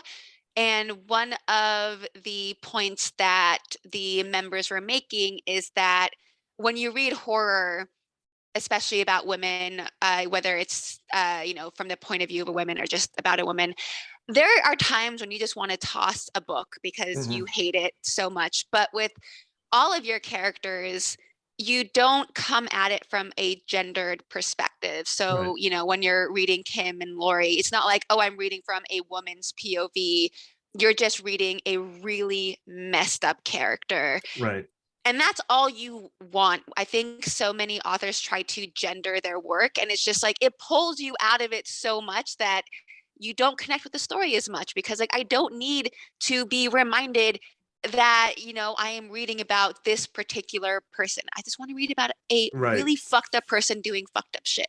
Right. The gender is kind of separate from the fact of the story itself and what needs to happen in the story. Certainly I think a character like Kim, I could have written a full brutal from the point of view of a young boy, but I think it's better that it was the female because of some of the stuff that she's able to do, some of the stuff that she's able to get away with as a well-off, pretty white young woman. The society would consider her the least threatening, but yeah, I absolutely agree with that like I was saying, you have to write them as people first and as a gender second. I really appreciate that a lot of them are very young, almost medically what we classify as still adolescent females, because we classify adolescents through age 20, and you're writing from a perspective of very young women, like 18, 19-year-old women. Sometimes. I mean, like Lori in Riverman is almost 40. Yes. And then but there's a lot of going back to her relationships with her brother when she was young, when she was very young, and things she did it that's true. In her youth. She really reminds me a lot of the character of Frank Coldum from the Wasp Factory. The Wasp Factory. Just that she was doing these things that you wouldn't expect a young person to do, especially an adolescent female. Right. And I appreciate it because I do mental health and I work crisis negotiation and de-escalation. The population that we get called for more than any other population is teenage girls. No shit. They are by far our most violent, our most unhinged. And whereas men will be super violent and they'll be very, very violent, hyper violent, and it all goes really fast and a lot of damage is done, the teenage girls will just push it. They don't let go of it. They won't let go. And it's almost like a cycle of violence that just keeps happening.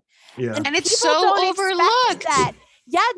When society is just keep up the little wafy, innocent, virtuous little girl up until a woman, that's what they want women to fit into up until her 20s and 30s. No. Make them young, make them innocent. And Triana comes in here and no. Make them violent and make them do awful things. But that's what women and young girls specifically, they can be vicious. Absolutely. And I mean, I'm not a specialist like you are, Marian, but I have, because I write horror, I've read several books on psychology, psychopathy, sociopaths, things like that. And of course, can tell. I love. and I've read several books, biographies of serial killers to better understand the violent mind, the demented mind. So So yeah, like like you said, when you see like in society how these young girls are always expected to be just sugar and spice and everything nice. To quote my friend C.V. Hunt, she has a book that called Misery and Death and Everything Depressing, which is probably my favorite title for a book ever. But it's a spin on that, and it shows that there's a dark side to everybody. And with a character like Kim White from Full Brutal, I wanted her to be just horror incarnate, just as horrific and nightmarish as possible.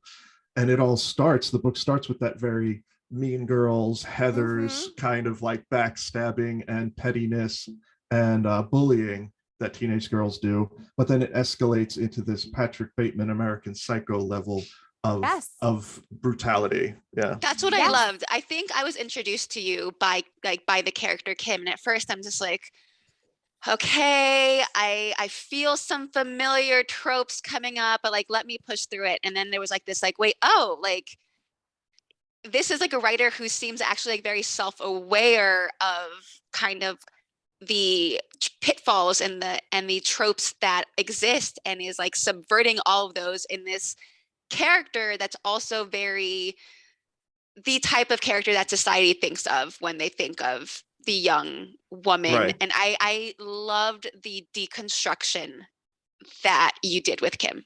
Oh, thank you. I appreciate that very much. Yeah. I think that we talk about stuff like this, and it can come across as fangirling, but really from a clinical level, I think we just appreciate so clinical. Yeah.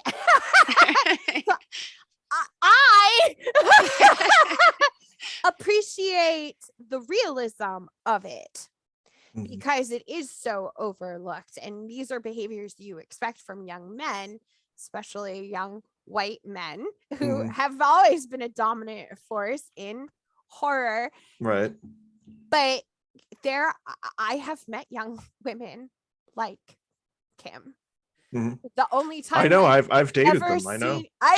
The only time I've ever seen chemical restraints used was on a young woman like Kim, who actually was more overtly violent and sent 7 people to the hospital in one 8-hour shift. Wow. So good for her. If she was able to use her legs, she would have killed somebody. So it's like, to see and read characters like that who are genuinely realistic, I really appreciate that.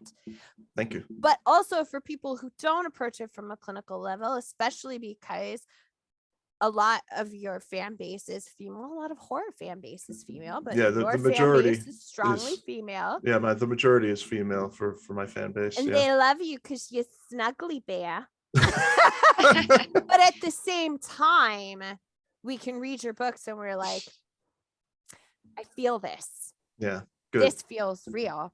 I can connect to this. And that makes a big difference, because a lot of people will argue about, well, what right do men have to write from a female perspective? Well, you know what? This is something that's been missing in horror for a long time. Exactly. And I'm very aware of the fact that, particularly when I'm writing a young woman like Kim, who is 16 in the book, and here I am, a middle-aged man, and I'm very aware of that fact. So I try my best to really study by example, to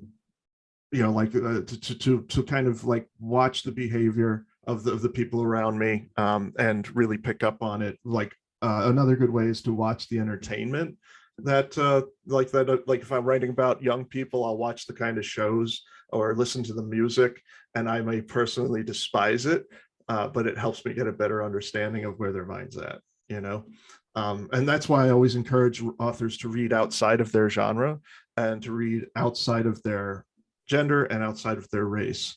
If you're a straight white man and you're writing horror, you should still be reading Toni Morrison. You should still be reading Harper Lee and like books that are outside of that genre and outside of your bubble, because that's the only way you're going to really understand other people. just had a conversation with somebody last weekend about Toni Morrison and how she is one of the original authors of transgressive fiction. Definitely. Like, Beloved is terrifying. Yeah. Oh, Yeah. The Bluest Eye. Yeah. That was one of the first books that like messed me up. And Which I don't, one? it's Beloved, not, or- nobody talks about it. The Bluest Eye. The Bluest Eye. Yeah. Eyes. And it's just like, nobody talks about it in terms of like how messed up it is. And Yeah. I think that was school reading too. And Yeah. it's just like, what it's iconic, and it's obviously a treasure in like American society, but like nobody, there's so little talk about just how Yeah. fucked up that book is. There's a lot of stuff that I consider transgressive fiction that isn't really horror. Like Cormac McCarthy is one of my absolute favorites. His books are sure. extremely transgressive and Oh dark. God, yes. Hubert Selby Jr. is another My one that favorite. he's the best, the absolute best.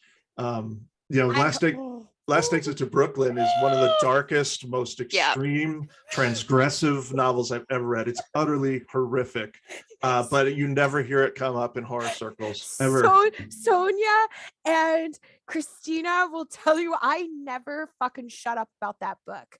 Yeah. It was one of the most It's the best. horrifying things I've ever read in my life. Absolutely. I've read it several times in my life because I just cherish that book. I love all of his books. Like I particularly love The Demon. The Demon is It's phenomenal. But my novel They All Died Screaming was very much inspired by Hubert Selby Jr. and Charles Bukowski, in the sense that even though that story has a huge horror element and is apocalyptic, which isn't exactly the stuff that they did, the characters in the book, because like I noticed, like anytime you have like a zombie apocalypse or an end of the world movie, there's always this band of people that band together, and for the most part they're good people, and then there's like the one asshole who betrays them, gets bit and doesn't tell them or something like that. But for the most part they're good people, and like one was a former cop and one was a former nurse. They always get lucky and convenient with that. But so what I wanted to do with mine is I was like, I want all my characters to be ripped right out of a Selby or a Bukowski novel, in that they're drunks, prostitutes, drug addicts, and crazy people, and just low life people. When I was reading that, I was like, this is if Train Spotting met the apocalypse. Right. Yeah, exactly. Drug addicts and low lives. Yeah. Have you read Jose Saramago's Blindness? No, I have it on my bookshelf. Blindness. But I haven't read it yet. Oh, you got to crack that open. I have it. Yeah. Oh, you've got to read that one. You're gonna, you're gonna be like, hell yeah. It's literally, I have a stack on my end table that's my to be read pile, and it's sitting right there. So it's coming up soon on my list, because I've heard wonderful things about it. And I just haven't read it yet. I read it at the end of the pandemic, which was a horrible time to read it. Right. Yeah. Because after coming out of COVID, blindness has a whole new level of meaning. Right. And when you read through the things that happen in this book, you just have a whole different perspective on how. Well, that was the weird thing about me writing They All Died Screaming, is I finished writing that book right at the end of 2019. And then COVID hit just a few months later. Right? It was really bizarre. And like to the point you where, did this. Right, exactly. It's like, it's my fault. This was all his publicity stunt. Damn it was a big stunt that, it was a big stunt that went awry. It got a little out of hand. Yeah. But like it was this thing where I was talking with Mark at Bloodbound Books, the publisher, and we were like, can we even release this now? Now that like all of this has happened, do people even want to read like a plague novel at this point in time? 100% yes. Yeah. But I could understand where people were like, that's the last thing I want to think about right now, having dealt with an actual plague.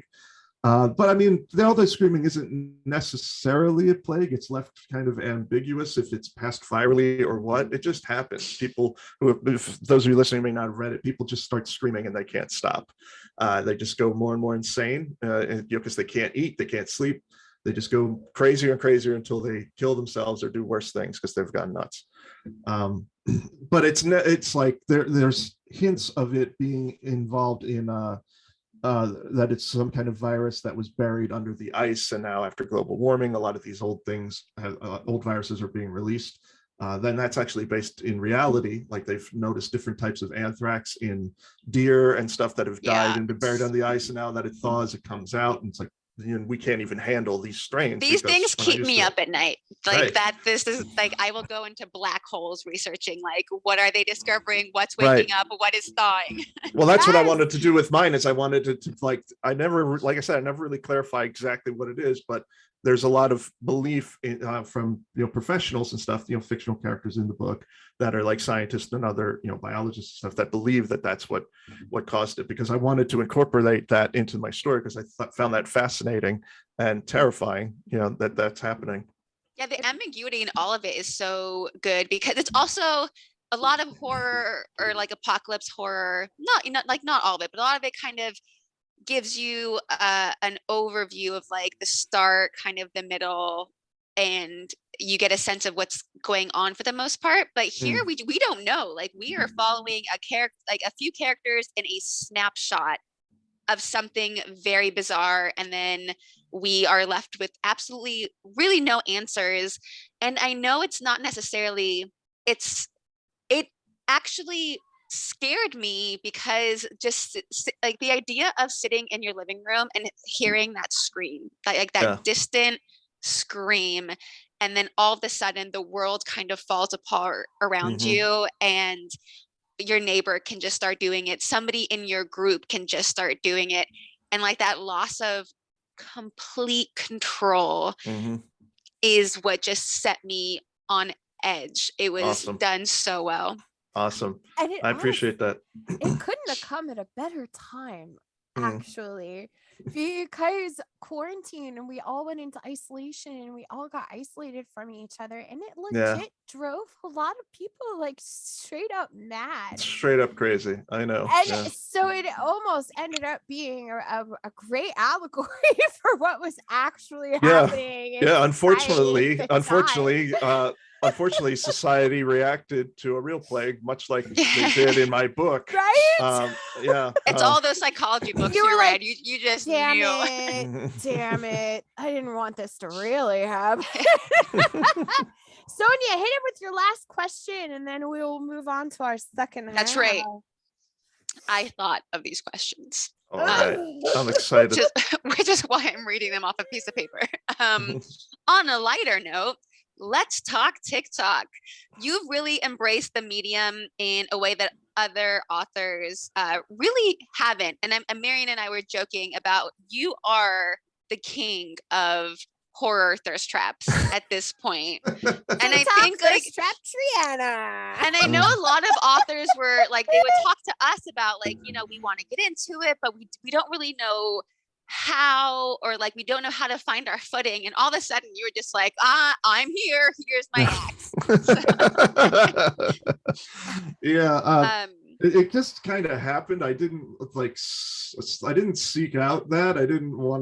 I didn't consciously try to do that, at least not at first, but I made one where I was like, when she needs the horror super scary and sexy, and I just walked through a door, and that's it. I just walked in like, here I am. And it blew up. It was like got all of these views, and everyone went crazy for it. And I just that caught me totally by surprise. But all the comments were just these horny women, just people just saying like, oh my God, all that kind of stuff, and being very flattering, which was great for me, because I just turned 45, so I was like, hey, this feels great. And so I've done some other 45. I'm 45. Yeah. There was this there was like talk of doing like spandex for Triana, where just like it was going to be like a bunch of women just like wearing spandex and like holding up your books. I would want that to happen. Yeah, please start that. And it was just like, we're gonna match energy with energy. Please do that. I would love that so much. It would make me so happy. I did. You have to wear it to AuthorCon though. I have to wear spandex? Yeah. I don't know about that. All of a sudden he was like, okay, no, this bit was a mistake. Too far. I don't think spandex would agree with my body type. But I think a lot of authors can learn just, I mean, it's like air to be quotes fair, marketing. to be fair, don't just do that. I try to make Fair, them, fair. even when I do them that are where they're kind of sexy, I still try to put an element of comedy in it to be like, hey, this is, I'm just being ridiculous and having fun. But each of your videos are a vibe. Like, they're not all thirst trappy, but I think you just capture, and it probably goes back to growing up in the horror community and like your influences, because I think it just captures this overall feeling of horror and kind of the aesthetic that it brings with it. And I know like Aaron now, like he just did this weird video with like his mask on, and I'm like, I don't know what this is, but I'm in love with it, and I couldn't stop staring at it. Aaron's are great too. Aaron does great. Aaron is catching on, and I will stare at his videos for longer than necessary, just being like, I don't know what is happening, but I love this. And I think it just teaches like authors, it doesn't have to be like, we were talking about Mona Kabani. It doesn't have to be like, this is my book. She's great. Yeah, I made the comment that like she's the next Anya Alborn. But it doesn't have to be like stiff authors being like, this is my book and like you should read it, because it's like, no, make weird videos that just vibe with who you are, put your books in there and just like see what happens. Yeah, absolutely. Yeah, it's funny that you mentioned Mona though, because I'm actually mentoring Mona Kabani. So I've been, kind of like guiding her as she's like breaking out more into the horror scene. She's been putting out books for a while. Yeah, no, but she's been putting out books for a while, but I've been, teaching her how to like, introducing her to the right people, taking her to conventions, things like that. I have all of her books. I think she is going to be the next. I am a trend predictor. I think she is going to be the next big thing in horror. I think so too. Yeah, and so I'm doing everything I can to help her achieve that, because I definitely see so much potential in her. Is she coming to AuthorCon? Yes. Oh, we are going to AuthorCon. So Yeah. So what was the question now?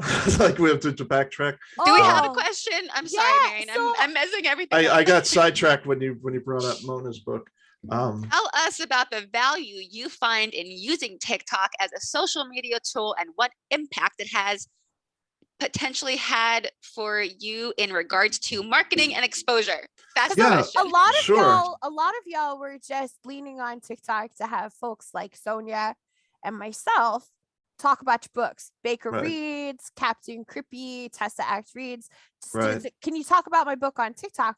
Well, you were one of the few who were like, fuck that, I'm gonna do this thing myself. They're great and they help.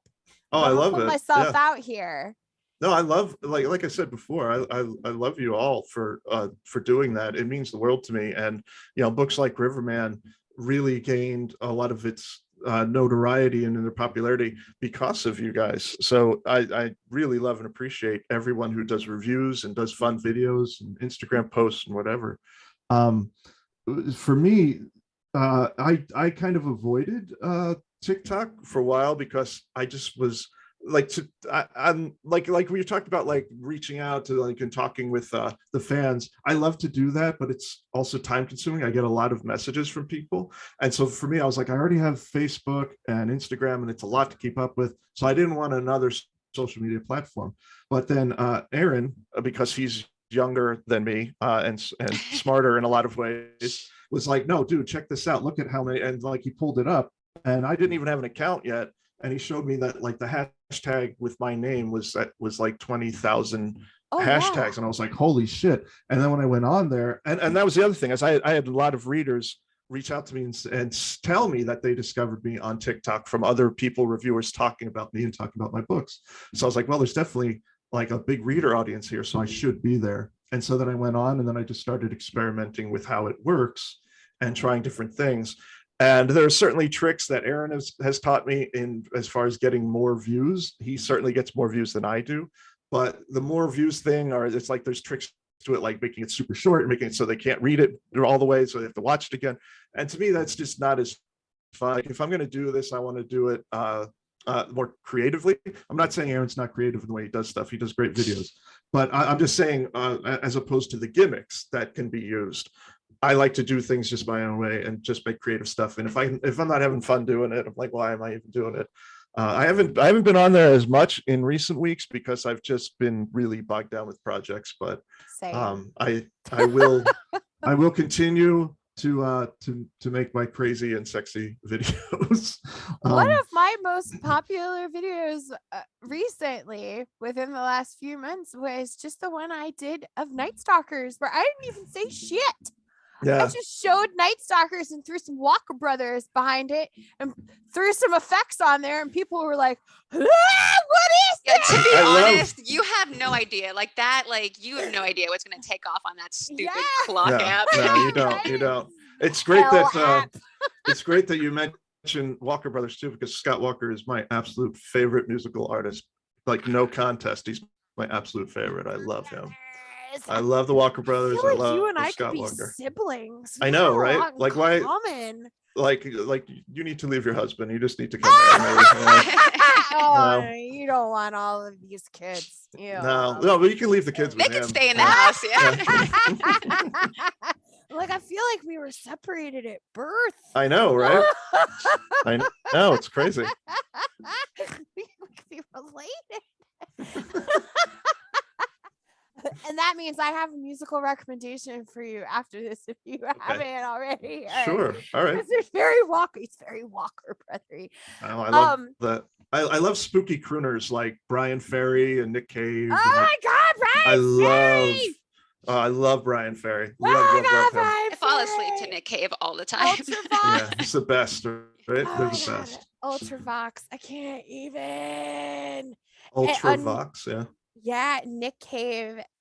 Nick Cave was an enormous influence on me as a young man, as a writer. I mean, even though like he's only written a small handful of books, just his lyric writing was always so incredible.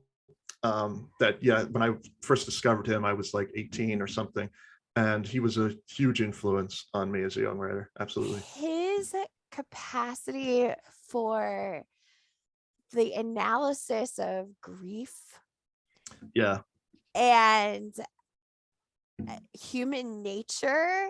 Yeah. I just, there's nobody else. I adore him, but he just breaks me. He breaks me. He's super good. Sometimes, Like if you have like that grief clog, you know he's how you a get like therapy thing. he just like unclogs Yeah. it for you. You just put him on, you sprawl out on your floor, and you just let him work his magic. Yeah, that's a very good way to put it. Yeah. And you definitely see more of that in his more recent work. I mean, obviously he lost his son. He lost two sons. Yeah. His young son was a true tragedy. Oh, He was only 14, but recently he lost his older son, who was like 30, 31, which is still young.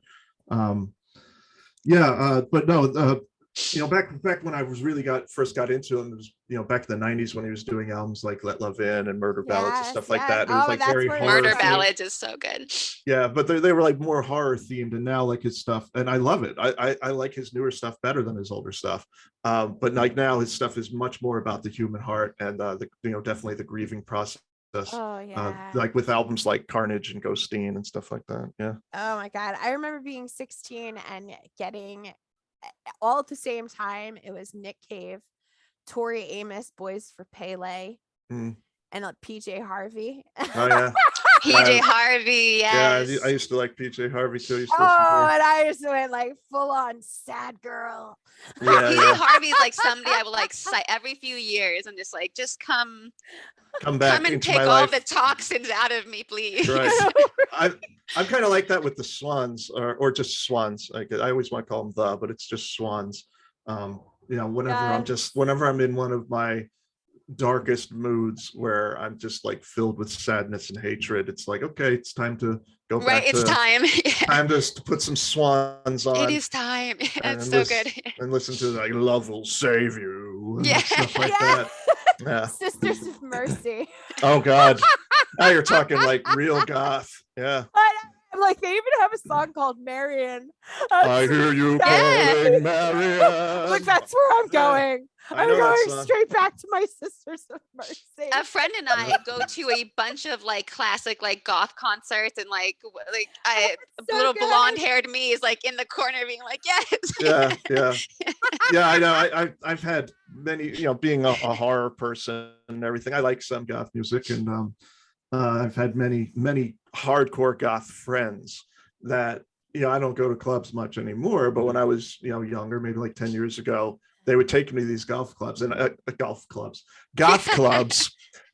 I also stood out because I didn't have the dyed black hair, and I refused to like put on lipstick and things like that. And I was like, no, I'm not doing that. I'm just not. It's not my thing. After next author con, we need to start goth clubs at the golf club.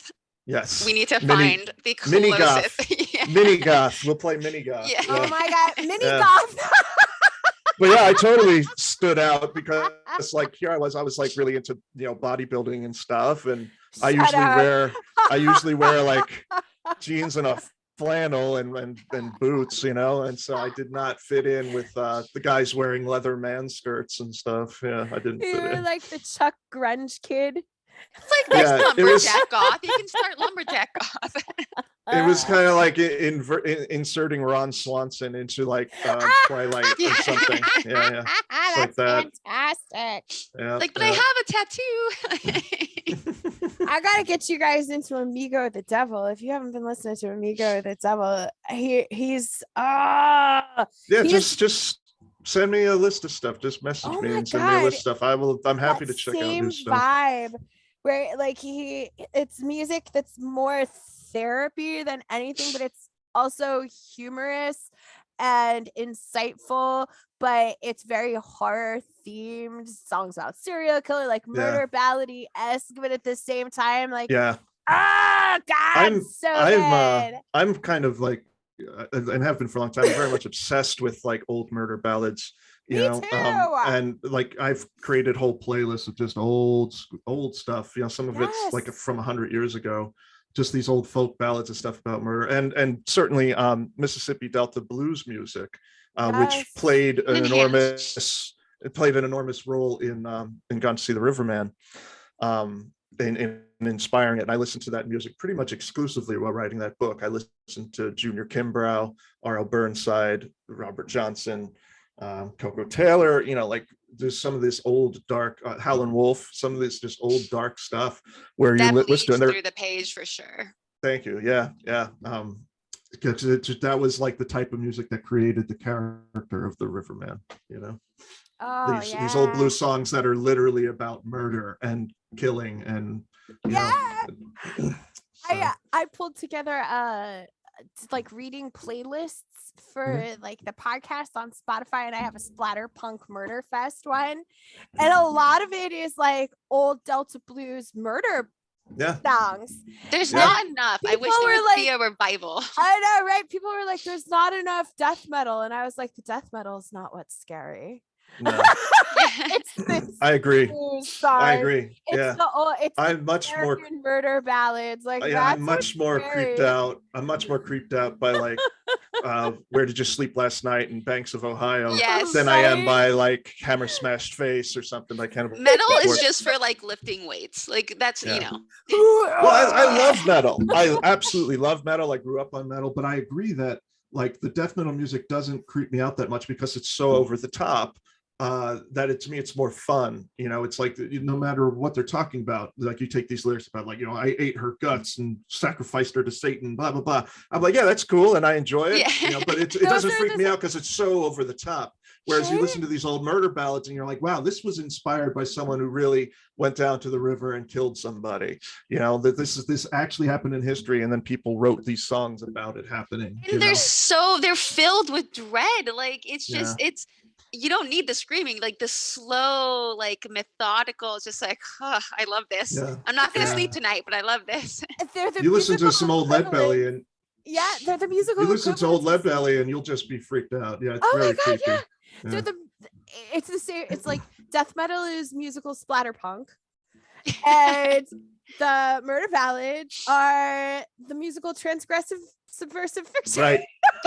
Like there's an old blues song that I really love called "I'm Gonna Murder My Baby," and it's by a guy named Pat Hare, who famously performed the song. And then after recording the song, he actually went on to do exactly that.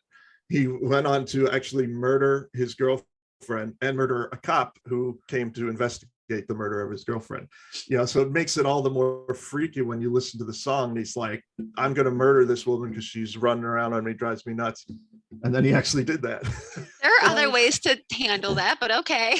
There are. Yeah, I'm not condoning it. I'm not saying, hey, good job. I'm just saying it makes the song all the more haunting and scary when you listen to it. It was like, wow, this guy really meant what he was singing, He's like, well, I told you guys.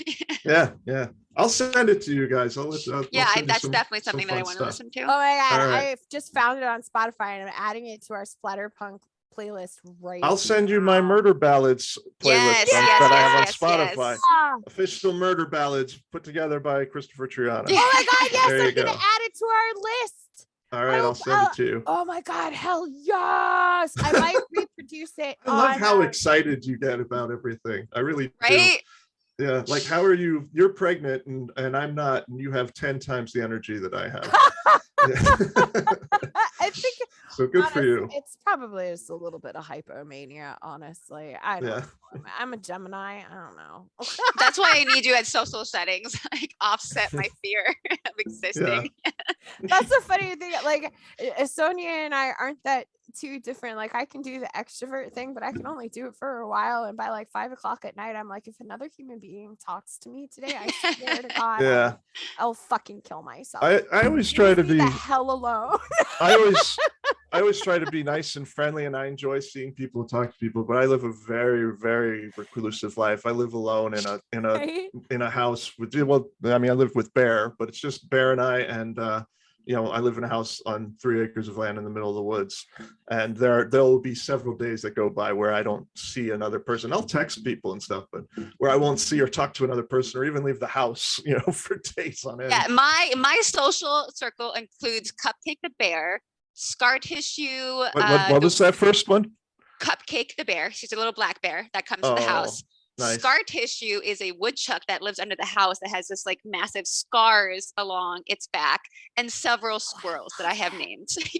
So you're like Snow White living out there with all your horror books and all your woodland creatures. That's nice. I like that image.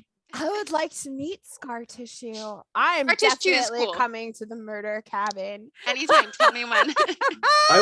Where I live is actually the state capital for bears.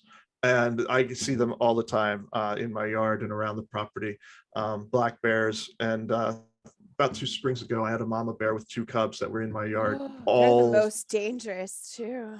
Not really. No. The mamas with their BBs. Well, they can be, yeah, but they're not as intense as other breeds of bear, like grizzlies and stuff. Oh, like because I would go outside and be like, oh shit, there's a black bear and the 2 cubs, and the mom would barely pay any attention to me. If you don't get too close or anything, you're okay. But yeah, you don't want to, mess You got to with respect their vibes. yeah, and I had to be careful with my dog Bear and letting her out. I would have to check and be like, okay, because Bear would want to run up and be like, hey, and just sniff them and play with them. But she doesn't seem like that when she first sees another living creature on her property. She's like, rah, rah, rah, rah, and then she runs after them. But then if she gets to them, she's like, hey, let's play.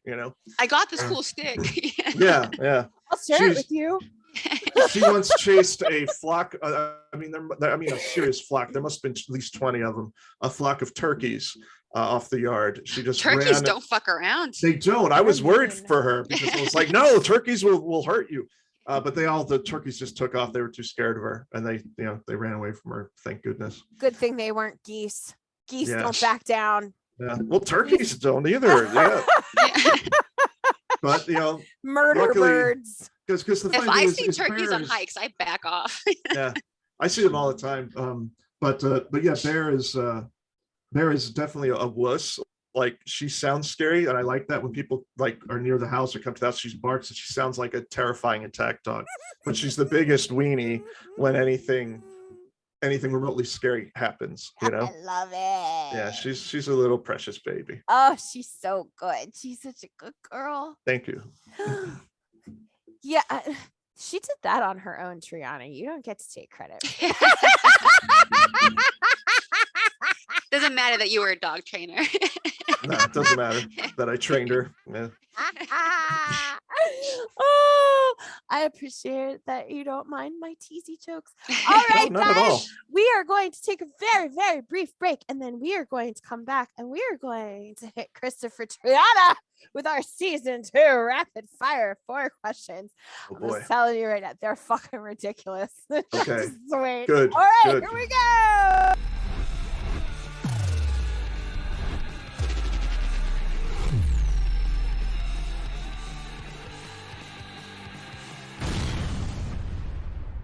Hey kids, looking for a way to affordably access the best and wildest independent extreme horror currently in existence? Godless Horrors is the place to be. Go to www.godless.com to gain access to thousands of extreme horror and splatterpunk books from the genre's best and brightest independent authors. Godless Horrors offers every title in their catalog in a variety of formats to ensure compatibility with your favorite digital reading device. Strapped for cash? No worries. Godless has a fantastic collection of free titles ready for instant download, with other titles in their collection rarely exceeding $3 to $4. Again, go to www.godless.com or download the app and tell them what the fuck you're looking for. Come join the Godless tribe today. Forever delightfully deviant. Forever godless.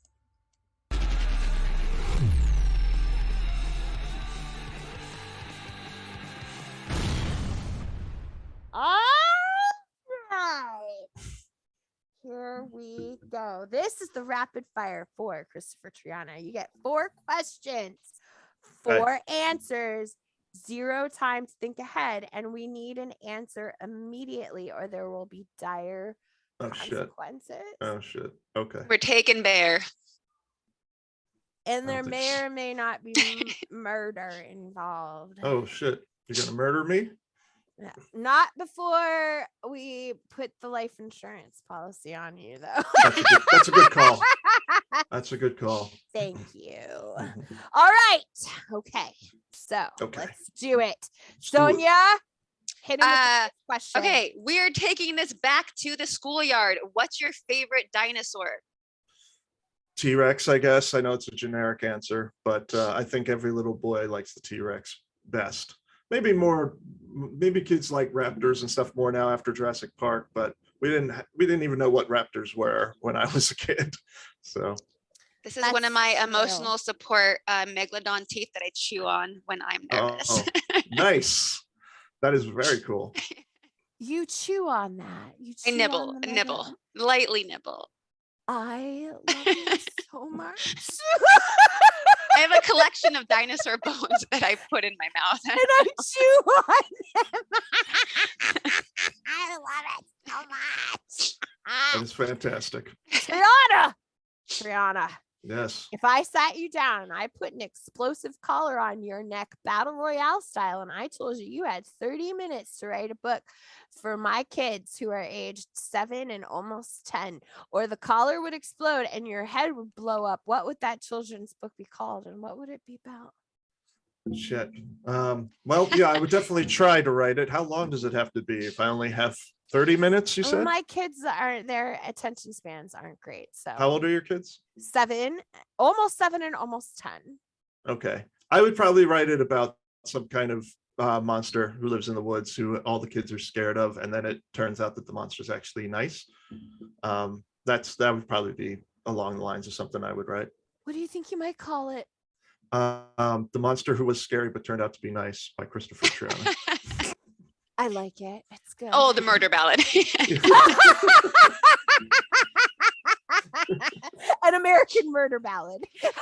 Yeah, it would be kind of like Where the Wild Things Are or something like that, I'll eat you up. I love you so. Yeah, it'd be some kind of monster or wolfman or giant gorilla, something like that. Oh my God, freaking Maurice Sendak. he like transgressive for kids, transgressive fiction for kids. I fucking loved him so much. Inside or outside over there, where the Goblin King comes and steals the baby out of the window, and she has to go get it back. Oh my god, I fucking love that. Sorry. Nope, All right, nope. Sonja, hit it. Which of your characters is your least favorite and why? Least favorite, well, it depends on what you mean. Least favorite as in like I hate them as a person, like Jackie and the Devil Cried, or you mean least favorite as in I wish I'd written them differently or something? Which one impacts you the most emotionally? Which one would you choose to focus on? Impacts me emotionally. I think probably Jake in the Ruin Season impacts me emotionally. That was the more personal book, the most personal book I've ever written. The only one where the main character is very much like me. But as far as characters that I hate, I mean, I think Jackie and Kim are the most the easiest to hate of all the characters I've created that are just pure evil. Jackie's a sociopath. Kim is a total psychopath. We love Kim though. Oh yeah, I love Jackie too. I love both of them because when I write stuff like that, it's always fun for me because I have to like dig deep and think, okay, what's the worst thing I could have them do at this point in the book? What's the worst, most awful thing? What's the worst thing I could say? Not just the things that they do, but like the verbal abuse, the mental and emotional abuse. Because in both books, they both do these horrible, violent, extremely violent things. But some of the stuff that I think most people get upset about is the stuff that they've experienced themselves, the gaslighting, the bullying, like the nature of Jackie's relationship with his girlfriend is extremely abusive, more so emotionally than physically. And so I think a lot of people will relate to that and have this like guttural reaction because they're more likely to have dealt with that in real life than they will to have been stabbed or something, which is, not most people thankfully haven't had that. If you had to be handcuffed to Jackie or Kim for 24 hours as they did whatever they wanted to do to you, who would you pick? Whatever they wanted to do to me, I think I'd probably Jackie, probably because I mean Kim might get out of this alive. Kim would at least probably want to have sex with me. I might at least get laid one more time before I die. But then she would also want to eat me, like literally eat me. Whereas Jackie, I think Jackie might not get that much of a thrill out of me, particularly because of the type of victims he chooses and the type of stuff he likes to do. So he would probably just shoot me in the head and just like kill me, and that would be a less painful way to die than Kim. Kim would make it really awful. Way, though. Yeah, it would be more boring, but it would be quick. It would be painless. I think for me, if I was a helpless young girl, I would probably not want to be with Jackie at all. Yeah, I would go with Kim. I would be like, look, teach me your ways. Yeah, like let's just be besties. Let's just be besties. I will eat whatever you want. Oh yeah, if that's an option, if if I could team up with them or something, that'd be great. But I don't know. They're both very much loners. I think that they would, anyone who tried to partner with them would get an extension on their life as long as they were useful to them. But as soon as they weren't useful, or the villains have some kind of psychotic break, which is very common, particularly with Kim, you'd be dead. You'd be absolutely dead. Yeah, that was a good choice. That was wise. Good insight. Yeah. I mean, you're screwed either way, I think. Which is the lesser of two evils here? Yeah, and I think it just depends on who you are. That would make it, better or worse for you. Oh yeah. So speaking as an older man, I think Kim would really enjoy messing with me and would really enjoy mentally torturing me before she kills me. Yeah. But it's not about you, Kim. It's about me and my death. So if you suddenly came across an angry Michael Myers in the wilderness, which trauma response would you default to? Fight, flight, or freeze? if it's Michael Myers, I would just try to run away, because Michael Myers walks slow. But he does, and but- yet he always catches up, man. he does. They're Jason too. Like, yeah, they all catch up. But yeah, Michael Myers, you can't fight Michael Myers. Loomis shot him 6 times, and then he blew him up, and like he still comes back. Yeah. So there's no point trying to fight him.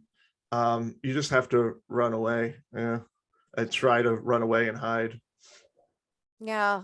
And he's on your turf, so. He's on my turf.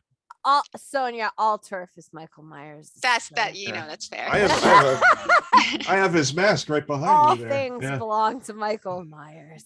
Michael Myers Plot is my. twist, it's Triana in the mask. Yeah, that's the It's thing. Triana this whole time. Your question is invalid because I am Michael Myers. You want to talk about a huge influence? Michael Myers was a huge influence on me as well in wanting to become a horror writer. I first saw Halloween, I was about 11 or 12, and it was my first slasher movie. Yeah, And- me too. And I absolutely adored it. And yeah, to this day, even though that series is the most convoluted and the biggest mess of any slasher genre, any slasher franchise, I should say, I still love Michael the best of them all. Oh my god, I gotta say, I loved the last movie. I The did last not. 2 movies with Jamie Curtis. Haven't What seen I them yet. really liked about it was I liked the look of the mask. Mhm. I just feel like All the burnt. damage to the mask just made it even more terrifying.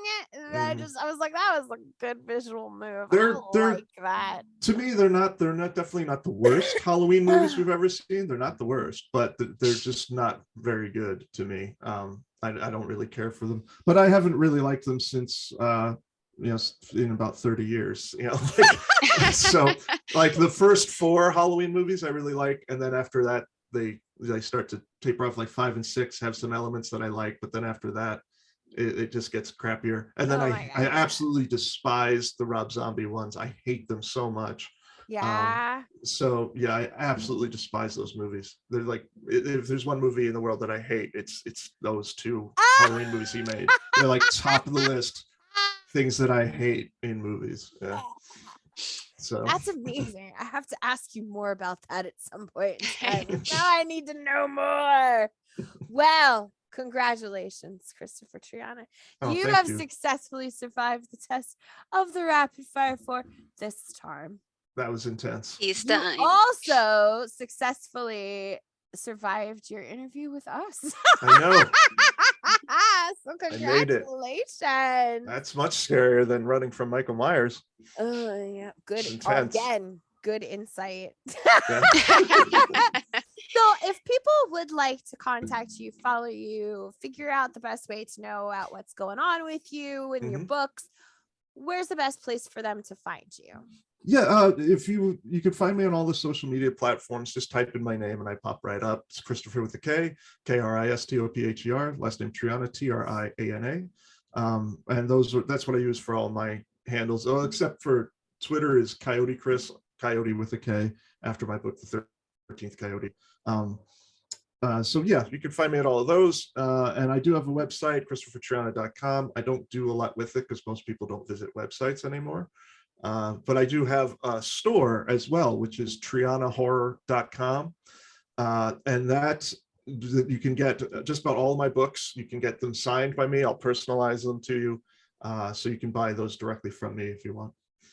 Y'all gonna start bringing t-shirts and stuff to the cons? I heard But I did Scares That Care in July, and I did have some t-shirts with me. Yeah. Oh, So I do word. bring them. I only do the one that's just like my logo that says Read Kristopher Triana. But if you go to my website, there is a link where you can buy t-shirts of the individual books featuring, some of the cover art. You can buy Guns to the Riverman shirts. You can buy Full Brutal body art. And you can also buy other stuff like barware and coasters and all sorts of shit. Yeah, probably too much stuff. The toxic love leggings are rad as fuck. I know those came out great, Fucking right? Cool, right? Yeah, they're Yes, very cool. The biohazard signs all over them. Yeah. That design was actually the biohazard in the heart and the green. That design was the cover for the audio book, and that design was actually done by C.V. Hunt. Yeah, and then I Full used that. circle. Yeah, I used that image to design the leggings, and they just looked great. They just came out so well. They're rad. Yeah, I've seen a couple of people post, wearing them and everything. So I'm always excited by that. Oh, I bet. Yeah. That's gotta be surreal. It is. It's wild. It's wild. I love it. Yeah. Well, for more information on Kristopher Triana, please come join us in the Mothers of Mayhem official Facebook group. I will also be tagging him on Twitter to a bunch of stuff leading up to this episode airing. I am at Marian of Mayhem, so you can link up with him there as well. In our Facebook group, you can find links to our mom merch store, ultimate fan community reading soundtrack playlists for YouTube and Spotify, of which I just added some stuff thanks to Triana here. Our community group also provides exclusive info, content, giveaway opportunities, plus so much more. You can always send your questions, your comments, your pictures of dildos for Christina, your memes of my mortal enemy. Yeah, no, see, you haven't been listening this whole time. I didn't know about the dildos. No. I gotta get on that. All right. And I really, really hate Zach Baggins, like so much. Zach Baggins From Ghost Adventures, the host of Ghost Adventures. It's better that you don't know. Just to walk away from it. It's awful. Okay. If you are listening rather than watching on the YouTubes, visit our Anchor homepage. It is anchor.fm. Leave us a voice message, because you might be surprised to hear your own voice talking back to you through your favorite podcast streaming platform in an upcoming episode that is exclusive only to podcast streaming services. On the YouTubes, of course, you are getting very short little blooper episodes, which have been a lot of fun too. And then finally, thank you once more to singer-songwriter Amigo the Devil for allowing us to use his song Hungover in Jonestown as our theme. Until next time, go raise some hell, children. Thanks for having me on. Thank you. Amazing. Make your weird book mommies proud, y'all. Thank you so much, Kristopher Triana. Thank you, Sonja, for doing this with me. I love you both. You're amazing. Love. Thanks, Sonja. Thanks, Marian. Life is a joke, and death is the punchline. Oh, la la la la la la.